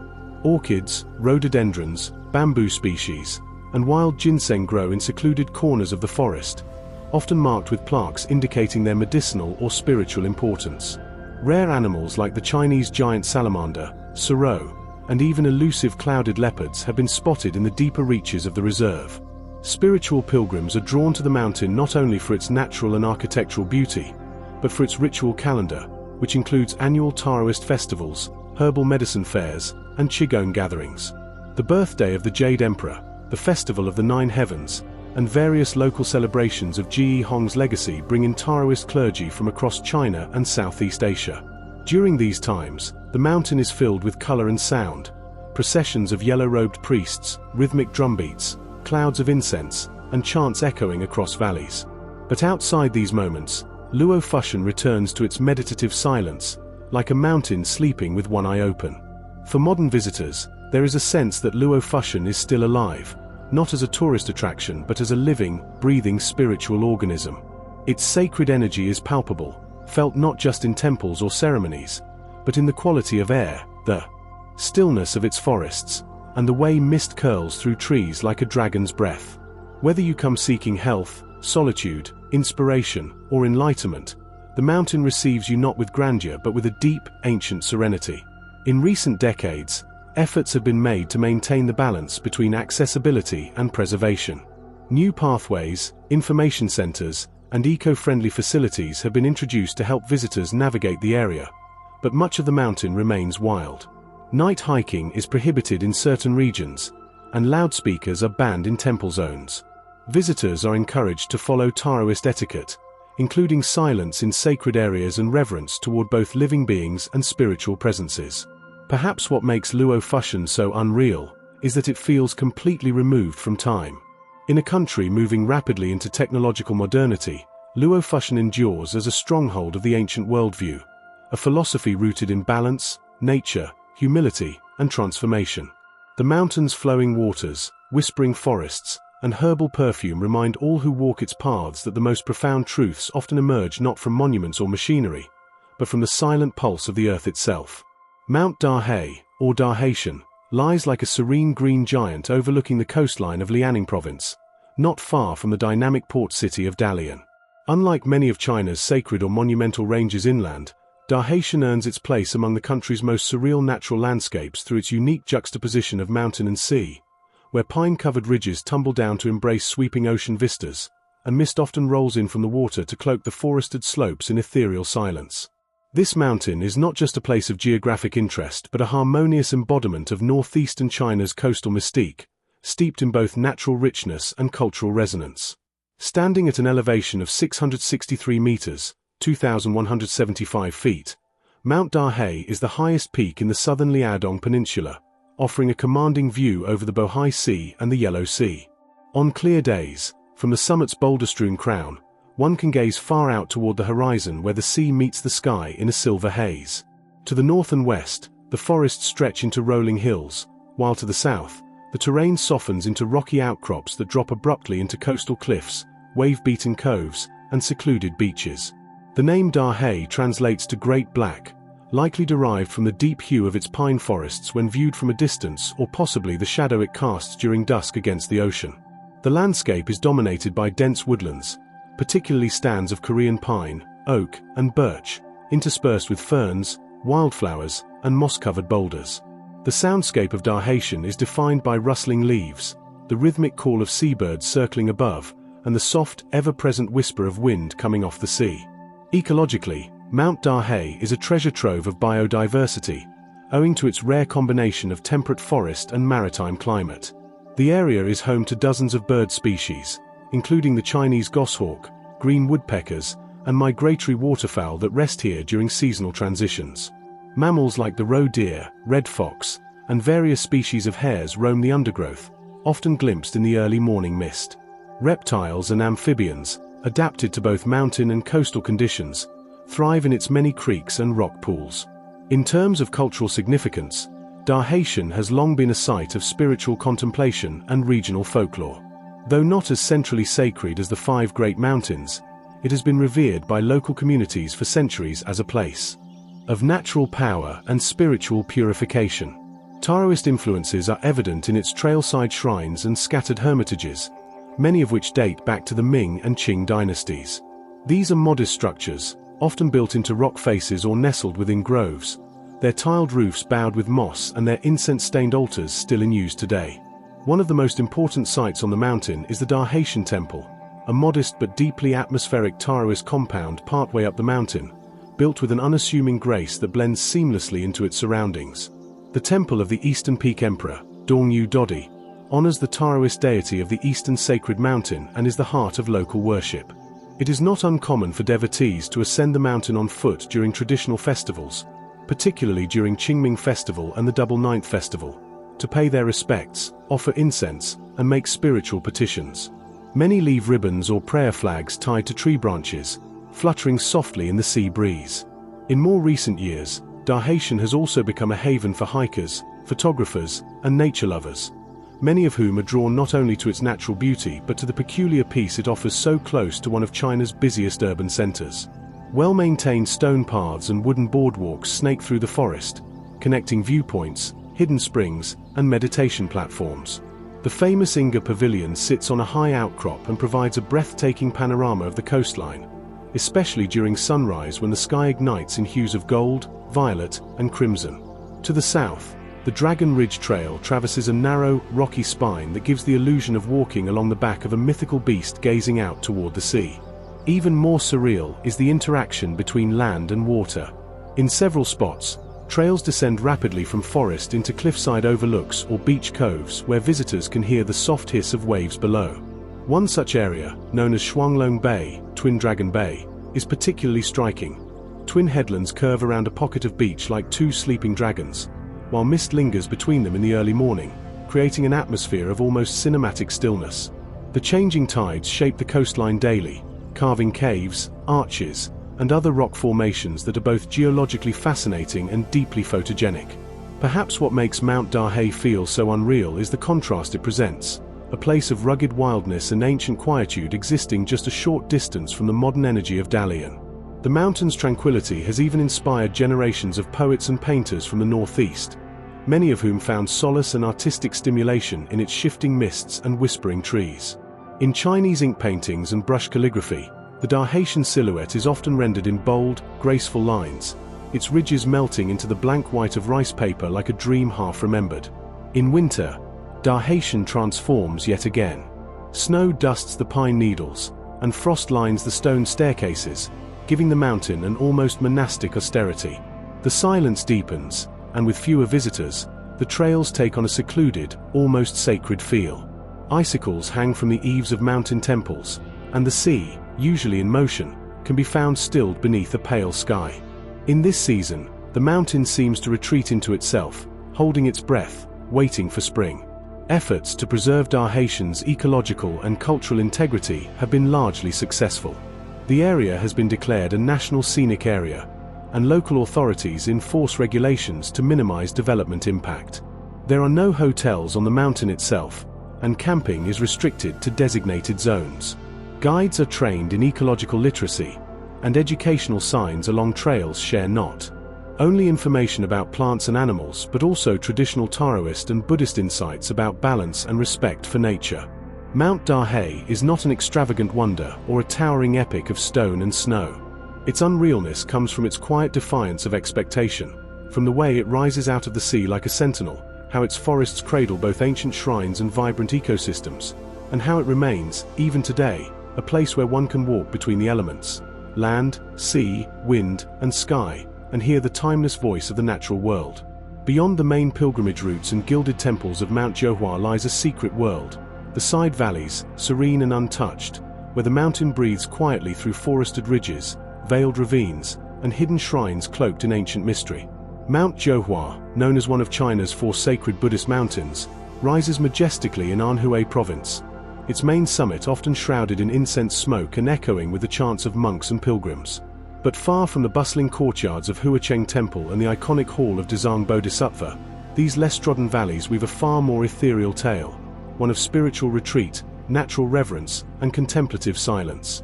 The side valleys of Zhuhuashan form an intricate labyrinth of deep folds and secluded gorges, each cradled between granite peaks that rise like stone sentinels into mist-laced skies.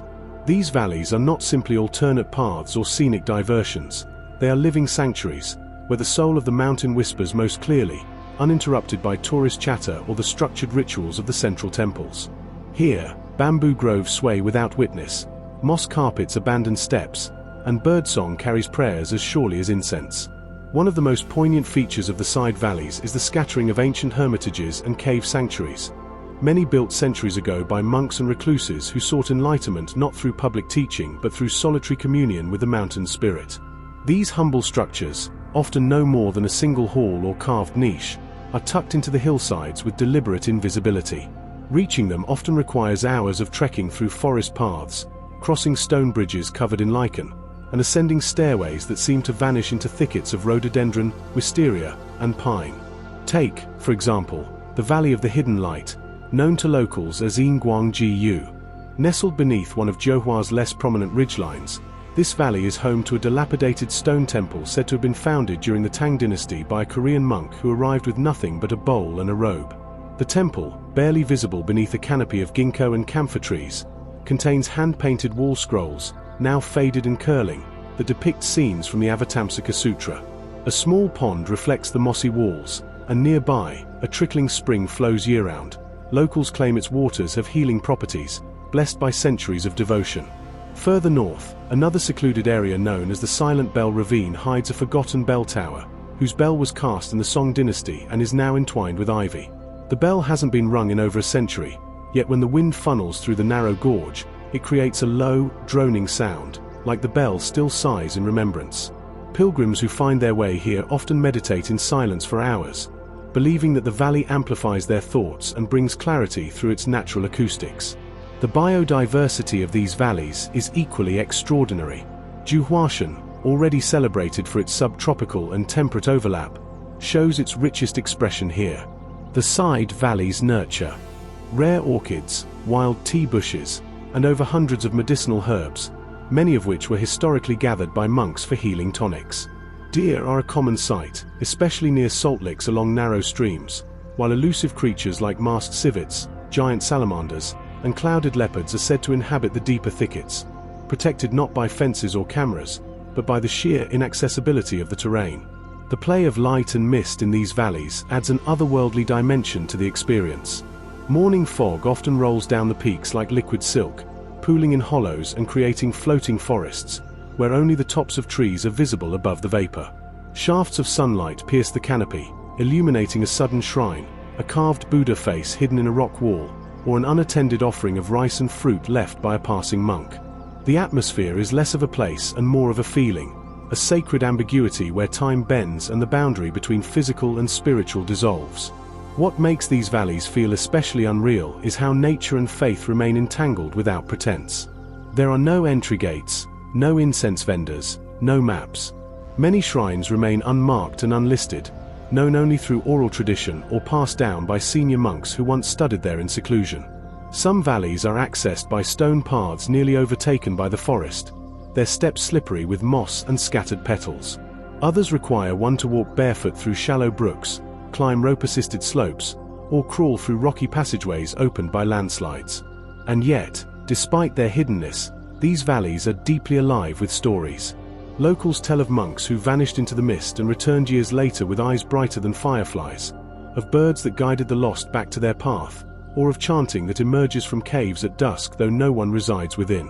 There are rumors of ancient scripts carved beneath vines on cliff faces, of starlight rituals carried out in silence, and of statues that weep in the rain.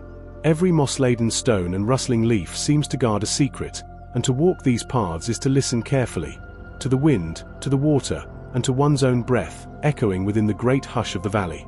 In late spring, blossoms fill the air, especially cherry, magnolia, and wild peach, making the valleys appear like drifting clouds of color, while in autumn, scarlet maples and golden ginkgo ignite the slopes in a dazzling tribute to impermanence. Winter brings a monochrome stillness, shrines blanketed in snow, silent pine boughs, and frozen waterfalls that shimmer like crystal veils. This seasonal cycle imbues the landscape with a kind of living koan, reminding all who walk there that beauty lies not in possession but in presence. Visiting these side valleys is an act of surrender, not to grandeur or spectacle, but to subtlety, to silence, to grace. They are places where even footsteps feel loud, where reverence arises not from obligation but from awe. In an age of curated travel and digital overload, these hidden folds of Mount Johua offer an ancient antidote, the chance to simply be, to dissolve into the living breath of the mountain, and to emerge not as a visitor, but as a listener, as a witness, as a pilgrim. Perched on the western flanks of the Taiyuan Basin in Shaanxi Province, Mount Qianlongshan, rises with stoic grace, a mountain whose slopes are carved not only by time and weather, but by the chisels of ancient hands seeking the divine. This storied mountain, whose name means Heavenly Dragon Mountain, is a place where stone breathes history, where cliffs whisper sutras, and where art and devotion fuse into eternity. While its silhouette may not be as lofty as other sacred peaks, Mount Qianlong's significance lies not in height, but in depth, in the cultural, spiritual, and aesthetic depth of its world-renowned Buddhist cave. Art, nestled into its rock face like stilled prayers. Qianlongshan is most famous for its series of grottos, 25 documented Buddhist cave temples that trace their origins back to the Northern Qi, 550 to 577 CE, and Tang dynasties, 618 to 907 CE. These caves, carved directly into the soft, weathered limestone of the mountain's southern slope, are portals into another era, spaces where monks and artisans once collaborated to create one of the most refined expressions of Buddhist devotion in stone. Unlike the more massive and monumental scale of the Longmen or Mogaro grottos, the Qianlongshan caves embody intimacy and elegance, with a delicate beauty that is often more contemplative than overwhelming. The mountain's positioning was no accident. Set near the ancient capital of Taiyuan, it was a natural sanctuary, far enough from imperial bustle to allow for spiritual retreat, yet close enough to benefit from the artistic and economic resources of a thriving cultural center. This accessibility enabled a confluence of artistic traditions, Han Chinese, Central Asian, and Indian, to blend and evolve within the stone sanctuaries of Qianlongshan. The result was not merely religious iconography, but a new visual language of Buddhist aesthetics, one that emphasized serenity, subtle motion, and inner awakening. As you ascend the winding paths leading up the mountain, the caves begin to reveal themselves one by one, tucked into the cliff like beads on a sacred thread. Some are barely more than shallow niches, while others expand into small chambered temples where entire walls are adorned with carvings of Buddhas, Bodhisattvas, heavenly kings, and guardian deities. Many of the figures exude an ethereal gentleness, oval faces, almond eyes, graceful mudras, and flowing robes that suggest movement frozen in time. The spiritual aura here is subtle but profound, an echo of chants once carried on incense smoke that lingered in the air centuries ago. Among the most renowned of the grottos is Cave 9, whose interior houses a central pillar around which seated and standing Buddhas are carved with mesmerizing fluidity. This central stela acts both as a structural support and a spiritual focal point, reflecting the Mahayana principle of cosmic unity. The carvings are not static icons, they breathe with life and emotion. Each tilt of the head, each gesture of the hand, expresses compassion, teaching, or meditative stillness. The sandstone has softened with time, giving the figures a kind of dreamlike warmth, as though they were always meant to blur the boundary between material and divine. One of the most haunting aspects of Qianlongshan's legacy is what's missing. During the early 20th century, many of the mountain's most exquisite sculptures were removed, sold, stolen, or rescued by art dealers and collectors during a period of political instability and foreign exploitation. Today, these dismembered pieces sit scattered across the world in museums from Tokyo to Berlin, from New York's Met to the British Museum. Heads without bodies. Bodhisattvas without hands. Serenity without sanctuary. The impact of this cultural dismemberment still reverberates, not only through the art world but within the mountain itself. Some caves now stand as stone shells, their niches empty, their walls bearing the scars of removal. And yet, the spiritual power of Mount Qianlong endures. The very act of visiting the caves, of tracing fingers along the chisel marks, of standing in the same space where monks once recited the Lotus Sutra, is to enter a continuum of devotion that surpasses ownership or possession. In recent decades, Chinese scholars and institutions have worked tirelessly to digitally reconstruct the original sculptures, using 3D imaging and historical photographs to return, virtually at least, some measure of integrity to these sacred spaces. But Qianlongshan is more than its caves. The mountain itself is a sacred body, alive with seasonal rhythms and natural majesty. In spring, the cliffs bloom with wild cherry and apricot blossoms, creating a surreal contrast to the ochre and grey tones of the rock. In autumn, red maples and golden ginkgos ignite the hillsides, while cool mists drift through the ravines, turning the caves into lantern-lit sanctuaries in a sea of fog. The soundscape is hushed, the whisper of wind through pines, the cry of distant cranes, the soft echo of footsteps on ancient stone. The summit trail, less known to casual visitors, offers a different view, not of caves or carvings, but of Shaanxi's vast northern plains, stretching toward the horizon in a patchwork of villages, rice fields, and fading empire walls.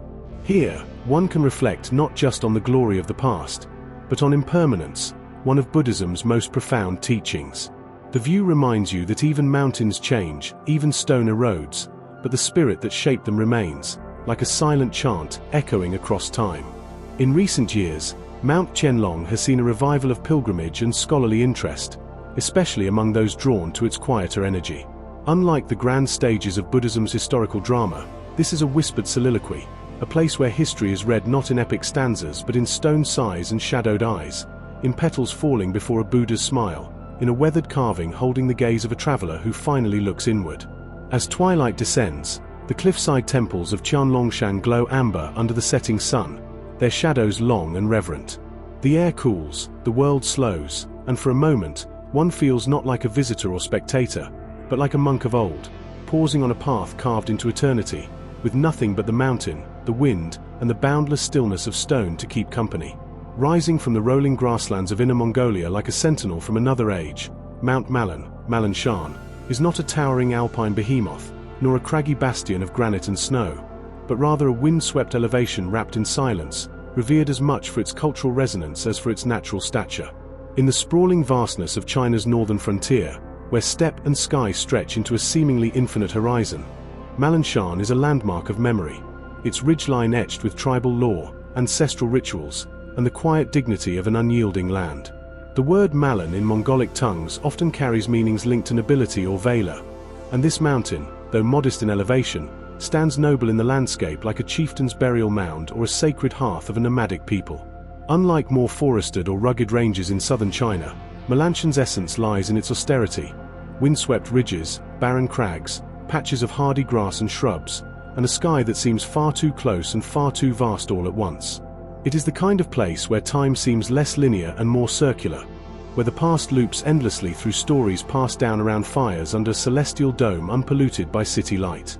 Long before maps drew borders and nations set flags, the peoples of this land, the Xiongnu, the Khitan, the Mongols, and later the Evenki and Dor tribes, saw Malanshan not simply as a geographic point, but as a spiritual axis, a place where the heavens touched the earth. It was believed that shamans could climb its heights to commune with Tenga, the eternal blue sky god of the Mongolic pantheon. Its winds, fierce and unrelenting, were thought to carry messages from ancestors, while its sparse vegetation, resilient against the elements, was seen as symbols of strength, endurance, and survival.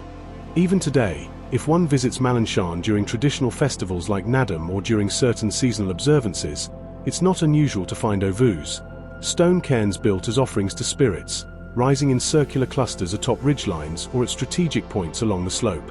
Pilgrims will circumambulate these sacred heaps 3 times clockwise, adding a rock to the pile, tying a blue or white silk ribbon, known as a kadag, to a stick, and offering milk or vodka to the spirits of the mountain. This act, humble and powerful, binds the worshipper to the land, reaffirming kinship with nature and the unseen world. From a purely ecological standpoint, Mount Malan is part of the Inner Mongolian Plateau's transitional zone, a region that fluctuates between steppe and forest, arid plain and rolling hill.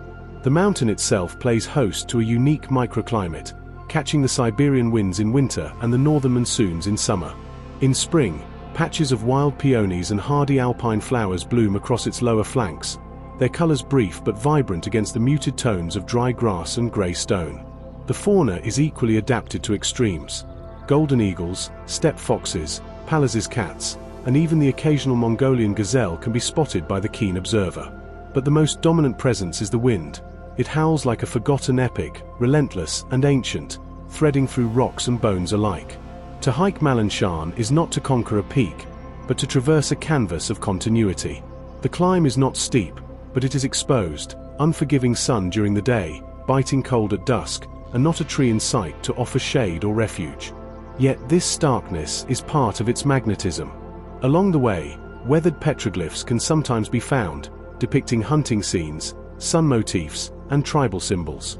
Some are likely millennia old, testaments to how long this place has stood as witness to human passage and reverence. At the summit, the view is not of other jagged peaks or plunging valleys. It is of the vast plain, stretching toward Manchuria to the east, Mongolia to the north, and the Yellow River's western bend. Herds of sheep and horses dot the grasslands below like living brushstrokes, their presence timeless.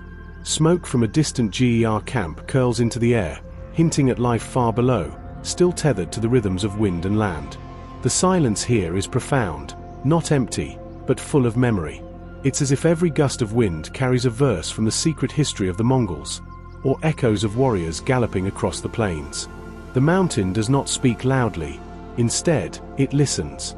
And in that stillness, visitors may find themselves listening to the stories buried in their own bones, to the pull of a landscape unbothered by modern haste. In recent years, efforts have been made to protect the cultural and ecological integrity of Mount Malan. Local conservation initiatives, often supported by ethnic minority communities, emphasize sustainable grazing, heritage preservation, and ecotourism models that respect both nature and tradition. A few modest paths have been established, and interpretive signs, written in Mandarin, Mongolian, and occasionally English, guide visitors through key areas without disrupting the spiritual fabric of the land. Yet Malan Shan resists commercialization.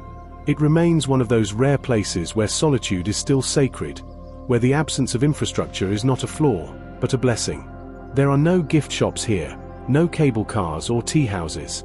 Just rock, wind, and sky. For those who come with reverence in their hearts and patience in their step, Mount Malan offers not spectacle, but stillness. Not drama, but depth. In a world ever louder and more crowded, such places are increasingly rare. And so Malan Shan stands, not to be scaled, but to be understood, not to be advertised, but to be remembered. While much of the world has heard of Mount Yangdang in eastern China, with its famous soaring cliffs and striking rock formations, it is the east range of Yandangshan, less traversed and often overlooked, that offers an entirely different kind of majesty. Tucked away in Zhejiang province, this lesser-known flank of the Yangdang Massif unfolds in quiet defiance of modern intrusion, where needle-like peaks, hidden waterfalls, and serene footpaths wind through mist-veiled valleys that seem lifted straight from an ancient painting. Unlike the bustling core of Yangdang Mountain, which has long been a pilgrimage site and tourist magnet, the East Range remains a sanctuary of stillness. Here, human traffic thins, and nature resumes its unhurried rhythm. The terrain is more rugged, more intimate, and shrouded in layers of fog that never quite lift, as if to keep the secrets of the place sealed beneath a translucent curtain. One of the East Range's most striking characteristics is its vertical geology.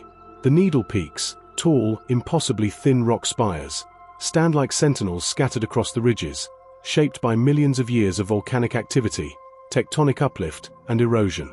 These formations seem to pierce the sky, their tips often lost in mist, their bases rooted in a tangle of ancient forest. The rock is mostly tuff and rhyolite, part of the volcanic belt that characterizes much of southeastern China. Each peak is named, often poetically, with titles like Inkbrush Peak, Lone Crane Needle, or Pine Tower Ridge, evoking the imaginative reverence Chinese poets have long held for such places. Water is another defining force of the East Range.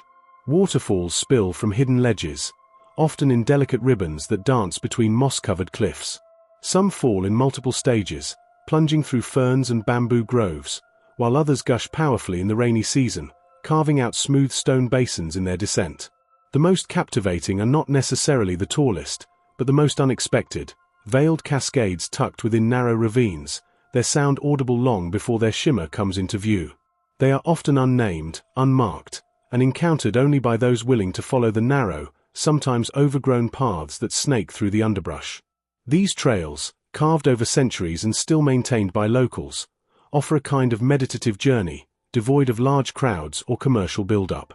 They wind through forests of camphor, pine, and maple, occasionally flanked by bamboo groves that whisper with the wind. You pass over stone bridges covered in moss, through rock tunnels formed naturally or by ancient hands, and across wooden footpaths laid above the marshier stretches of land. In spring, the hillsides erupt with azaleas and wild orchids. In autumn, the leaves turn amber and crimson, making the air feel alive with fire and nostalgia. Wildlife, shy and elusive, still finds refuge here.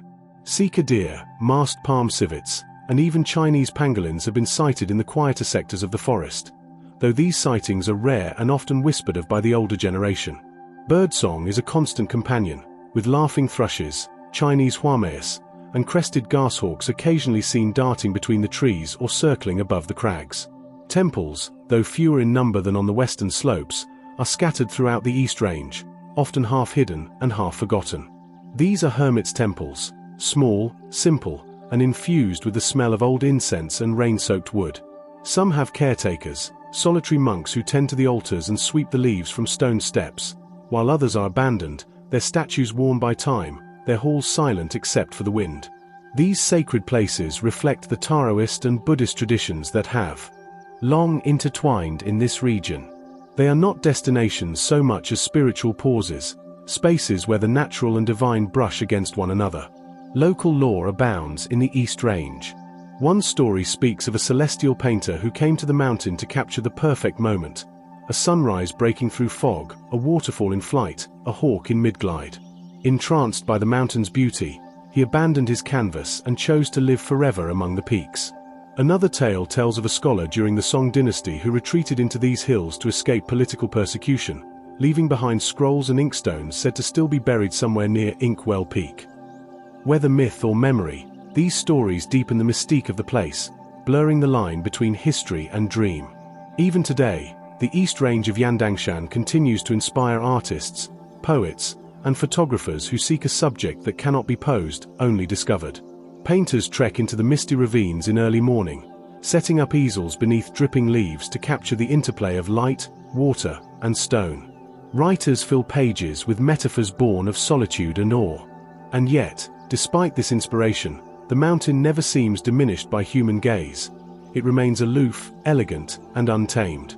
Access to the East Range is improving but remains challenging.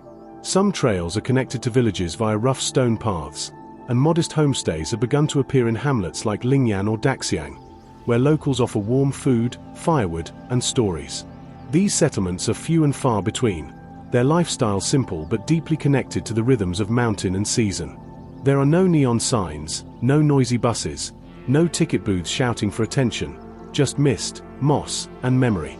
Perhaps the greatest treasure of the East Yangdang Range is its capacity for silence. A silence so complete that you begin to hear your own heartbeat, your own breath, the quiet shifting of trees as they sway in time with the wind. In a country bursting with rapid development and visual spectacle, the East Range offers an unfiltered dialogue with nature, a landscape not designed to be consumed, but to be contemplated. This is not the Yangdang you'll find on brochures. This is the Yangdang of brushstroke and breath, of fog and reverence, of long-forgotten footsteps echoing through time.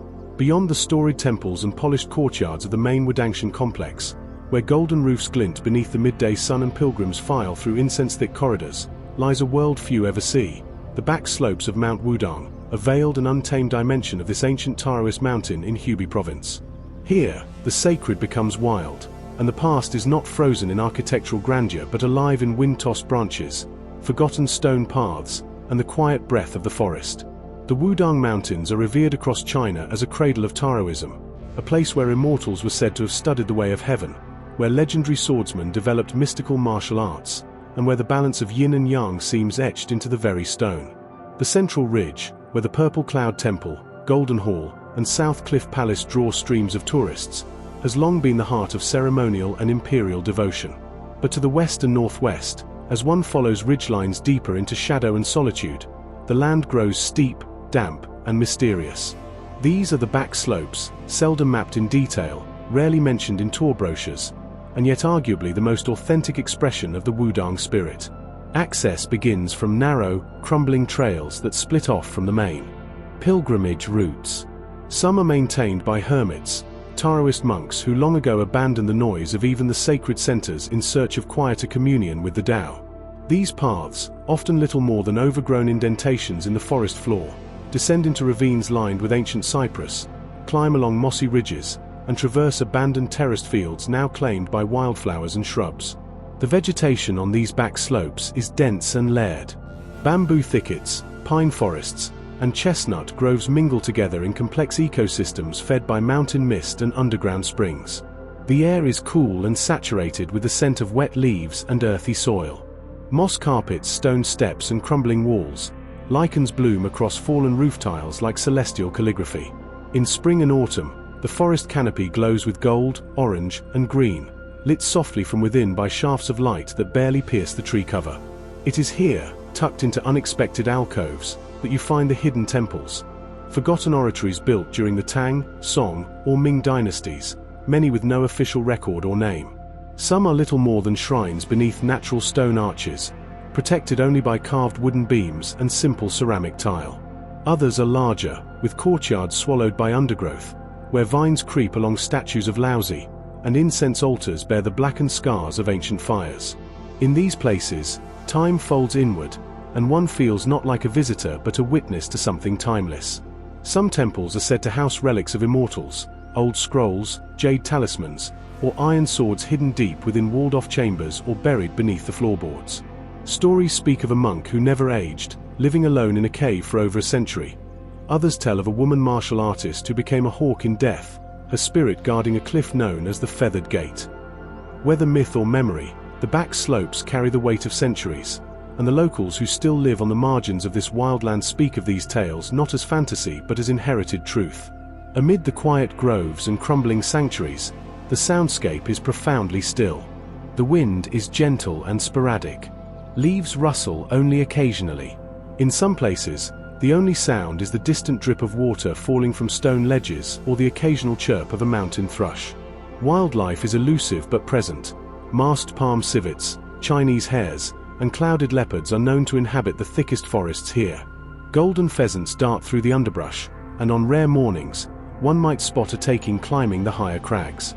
Perhaps most haunting are the abandoned hermit huts, long reclaimed by vines and time.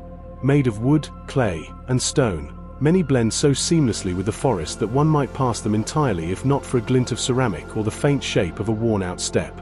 Inside, fragments remain: a single rice bowl, a bamboo flute, a manuscript partially eaten by insects but still inked with Taoist verses. These were once homes of seekers who came not to build or conquer, but to listen, to dissolve into the rhythms of nature and spirit. In their silence, the essence of Wudang still breathes. In the farthest reaches of the back slopes lies a place known locally as the Valley of the Eight Harmonies. Not marked on any official map, it is said to be a natural amphitheater where 8 distinct tones can be heard during dawn as wind passes through the stone formations. Here, a broken temple rests on the edge of a high waterfall, and when morning fog rolls across its steps, it seems to float on a sea of cloud. Those who make it this far often speak of a powerful sensation, not of achievement, but of being received by the mountain itself. The Taoist belief in Wu Wei, or effortless action in accordance with nature, finds its most intimate expression here. In the back slopes, the the line between the spiritual and the natural disappears. One does not go to pray in the back slopes. One becomes part of the prayer, simply by walking, by breathing, by observing the dance of leaf and light. It is an experience less defined by form and ritual and more by presence, by an open heart to the mountain's living rhythm. Despite its beauty, the back slopes are under no threat of over-tourism, for they offer nothing easy. There are no cable cars, no guideposts in English, no manicured plazas or souvenir stalls. It takes hours, sometimes days, to traverse these paths, and often, your only companion is your own shadow, mirrored faintly on slick moss or seen briefly in the still pools of the ravines. And yet, for those who seek not spectacle but truth, not postcards but presence, the back slopes of Wudang may offer the most profound pilgrimage of all. They are a reminder that the sacred does not always reside in gold or granite but in the unseen, the unspoken, and the untouched. In the rugged and rain-slicked expanse of Guizhou province, where the clouds hang low and the mists curl like silver serpents across the hilltops, rises the formidable and yet often overlooked Mount Dalu, or Dalushan. Less a single peak and more a vast, undulating karst plateau, Mount Dalu straddles the borderlands between Guizhou, Sichuan, and Chongqing, weaving together a complex network of cliffs, valleys, rivers, and dense forests that stretch into the distance like the folds of an ancient, emerald-colored tapestry. Here, the earth itself seems carved by a divine chisel. Limestone ridgelines jut skyward like petrified waves, punctuated by caves, overhangs, and stone corridors that have shaped both landscape and life for thousands of years. This region is part of the Yunnan Guizhou Plateau, yet Dalushan's karst formations possess their own distinct majesty. Towering cliffs stand like silent sentinels, sheer and grey, their faces streaked with water stains and lichen, while deep gorges plunge hundreds of meters, hidden beneath thick canopies of subtropical vegetation. The mountain range is geologically ancient, formed during the uplift of the Earth's crust hundreds of millions of years ago, then slowly sculpted by water and wind into surreal forms. Today, it offers one of the most stunning and biodiverse slices of China's lesser-known interior. The vegetation of Dalushan is a marvel in itself. A riot of green covers nearly every surface. Ferns, camphor trees, maples, and towering bamboo intermingle with rare species of moss and flowering herbs found nowhere else in the world. Some sections of the forest are so thick and damp that sunlight struggles to reach the forest floor, creating an otherworldly twilight ambience even at midday. In spring and summer, wild orchids bloom across cliff faces, while vines cascade from canopy to underbrush like living bridges. The biological wealth here is staggering. Leopards, serows, and the elusive Chinese pangolin make their homes among the rocks and ravines. The range is also a haven for birds. Crested kingfishers, blue-crowned laughing thrushes, and even rare species like the silver pheasant call these woods home. Insect life thrives in the moisture-rich environment, and thousands of species of butterflies and beetles can be found fluttering and scuttling through the underbrush. The mountain's isolation and ecological complexity have earned parts of it protection as nature reserves, though vast areas remain unmapped and unregulated. But Dalushan is not only a marvel of the natural world, it is deeply woven with human and cultural history. This is a land inhabited for centuries by ethnic minorities, particularly the Miao, Dong, and Yi peoples. Their villages dot the lower valleys and slopes of Dalushan, where wooden homes rest on stilts. Colorful festivals bring the hills alive with song and dance, and traditions such as silver jewelry making, textile weaving, and animist worship persist as living legacies. These communities have long viewed the mountain as sacred, not a place to conquer, but one to respect, revere, and carefully inhabit. Legends passed down through oral tradition speak of dragon spirits that sleep in the mountain's caves, and of hidden gates to the underworld beneath the deepest sinkholes.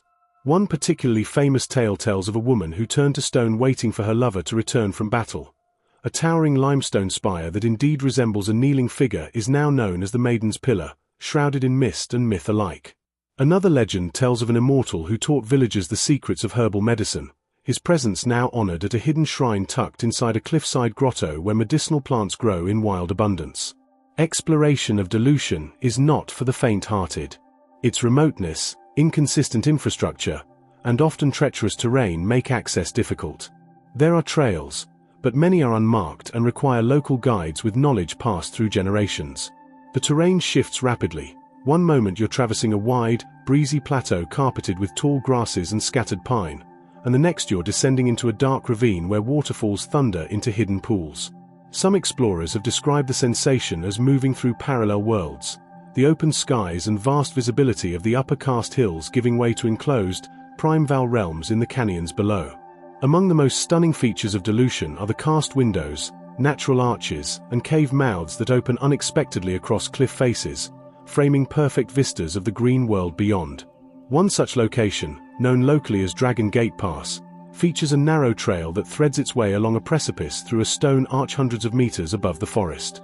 Another area, called the Cave of 10,000 Echoes, is said to produce a distinct, harmonic resonance when one sings inside, a quality that has made it sacred to nearby villagers and a site for ceremonial singing during solstices and harvest festivals.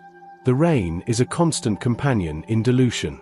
Storms roll in with little warning, transforming trails into rivers and rock faces into slick hazards. But with the rain comes renewal. Cascading waterfalls thunder from hidden heights, feeding streams that nurture the countless species below. The humidity intensifies the fragrance of wild mint, sweetgrass, and damp earth, turning the very air into a tapestry of scents. In drier months, mist still coils through the valleys in the early morning, giving the mountain an ethereal quality, as if it's not entirely anchored to this world. Despite its remoteness, Delusion has not gone entirely unnoticed by modern scholars and scientists. Geologists, botanists, and ecologists have long been fascinated by its layered limestone, endemic plant species, and the mountain's unique ability to trap and retain biodiversity. Speleologists, cave scientists, have mapped parts of its extensive underground network of caves, some of which extend for kilometers and remain largely unexplored. It is not uncommon to find fossils embedded in cliff walls, remnants of prehistoric marine life from a time when this entire region lay beneath ancient seas. For the spiritual-minded, Mount Danxia has increasingly become a place of personal pilgrimage, particularly for those seeking solitude, clarity, or renewal. Unlike the crowded sacred peaks of central China, Delusion offers no grand monasteries or relics of famous monks. Its spirituality is quiet, tactile, and immersive, found in the way moss clings to stone, the patient growth of trees, the whispers of birds unseen but always nearby. In this sense, Delusion is a temple built by time and untouched by vanity. It invites not worship, but humility, not ceremony, but coexistence. As China's modern world races forward, places like Mount Danxia remind us of the depth and breadth of its natural legacy, not just in terms of biodiversity and geology, but in culture, mythology, and meaning. It is a landscape where the visible and invisible coexist, where stone becomes story, and silence becomes memory. In the southern reaches of Yunnan province, where the land begins to blur between the known and the mythical, the eastern slopes of Mount Ailao, emerge like a verdant barricade between the realms of civilization and the untouched wild.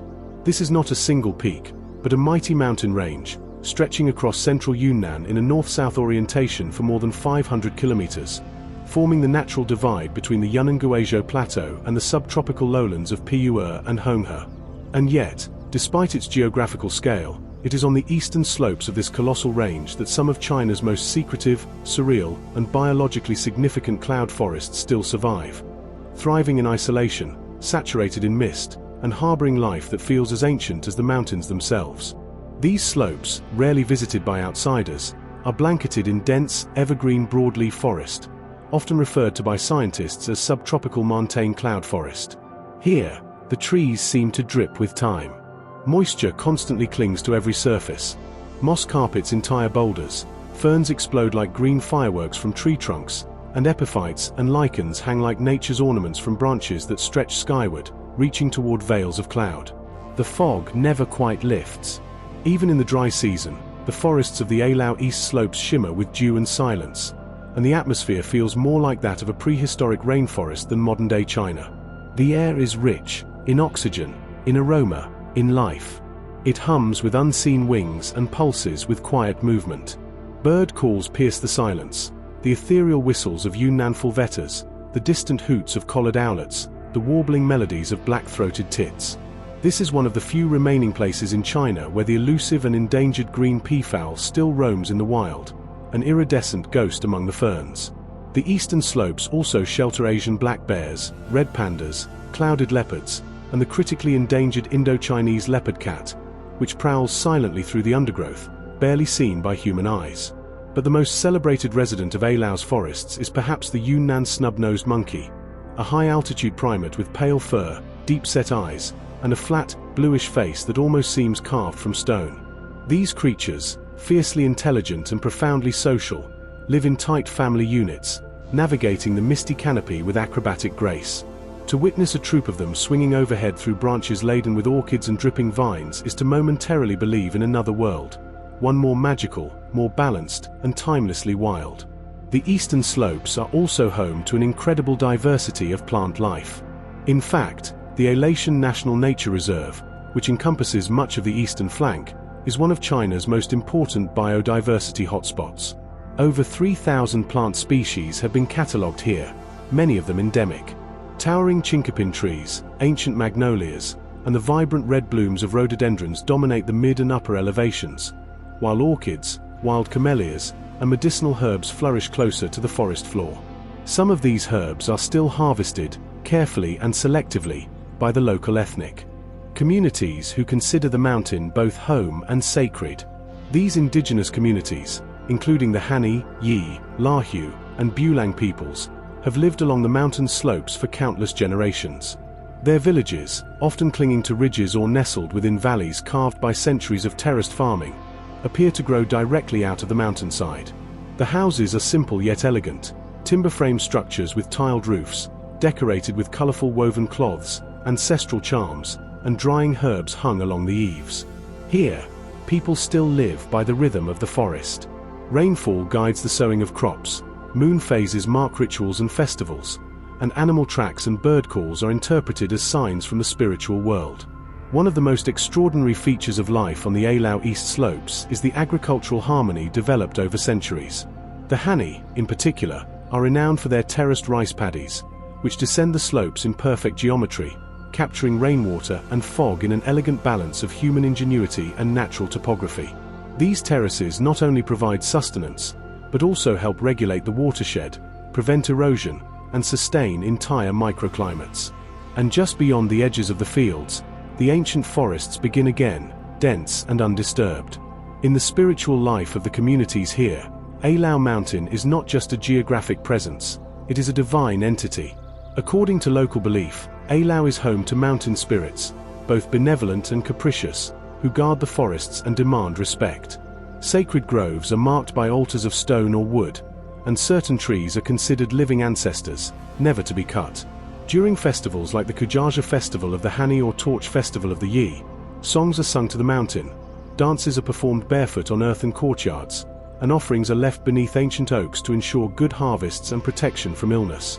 These rituals, passed down orally, continue to keep the relationship between people and place alive, vibrant, intimate, and spiritual. Exploration of the eastern slopes is neither simple nor swift. Roads are scarce and often vanish into jungle trails. The terrain is slippery, uneven, and steep, with ridges that rise suddenly above river gorges, and valleys so narrow and deep that sunlight barely touches their floors.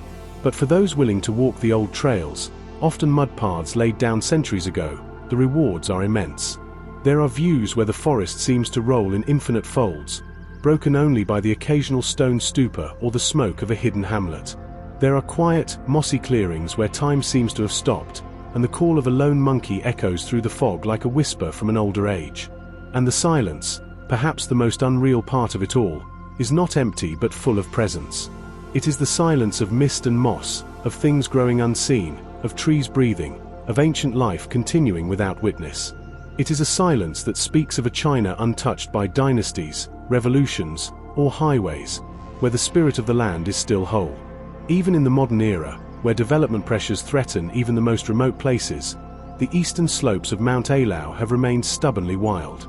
Conservation efforts have been growing, with expanded boundaries to the nature reserve, scientific research stations, and community-led reforestation projects. But it is still a fragile place, and like the cloud forest itself, it can disappear in a moment if not vigilantly protected. To visit Ailao's east slopes is to step outside time. It is to be reminded that there are still places where nature reigns supreme, where humans live not above the land but within it, and where the unreal becomes deeply, vividly real in the flutter of unseen wings. the ripple of wind through bamboo, and the shimmering fog that makes the world look like a dream you never want to wake from. This video is for educational or entertainment purposes only, and information provided in the video may be incorrect. If you enjoyed the video, consider subscribing to the channel and like the video.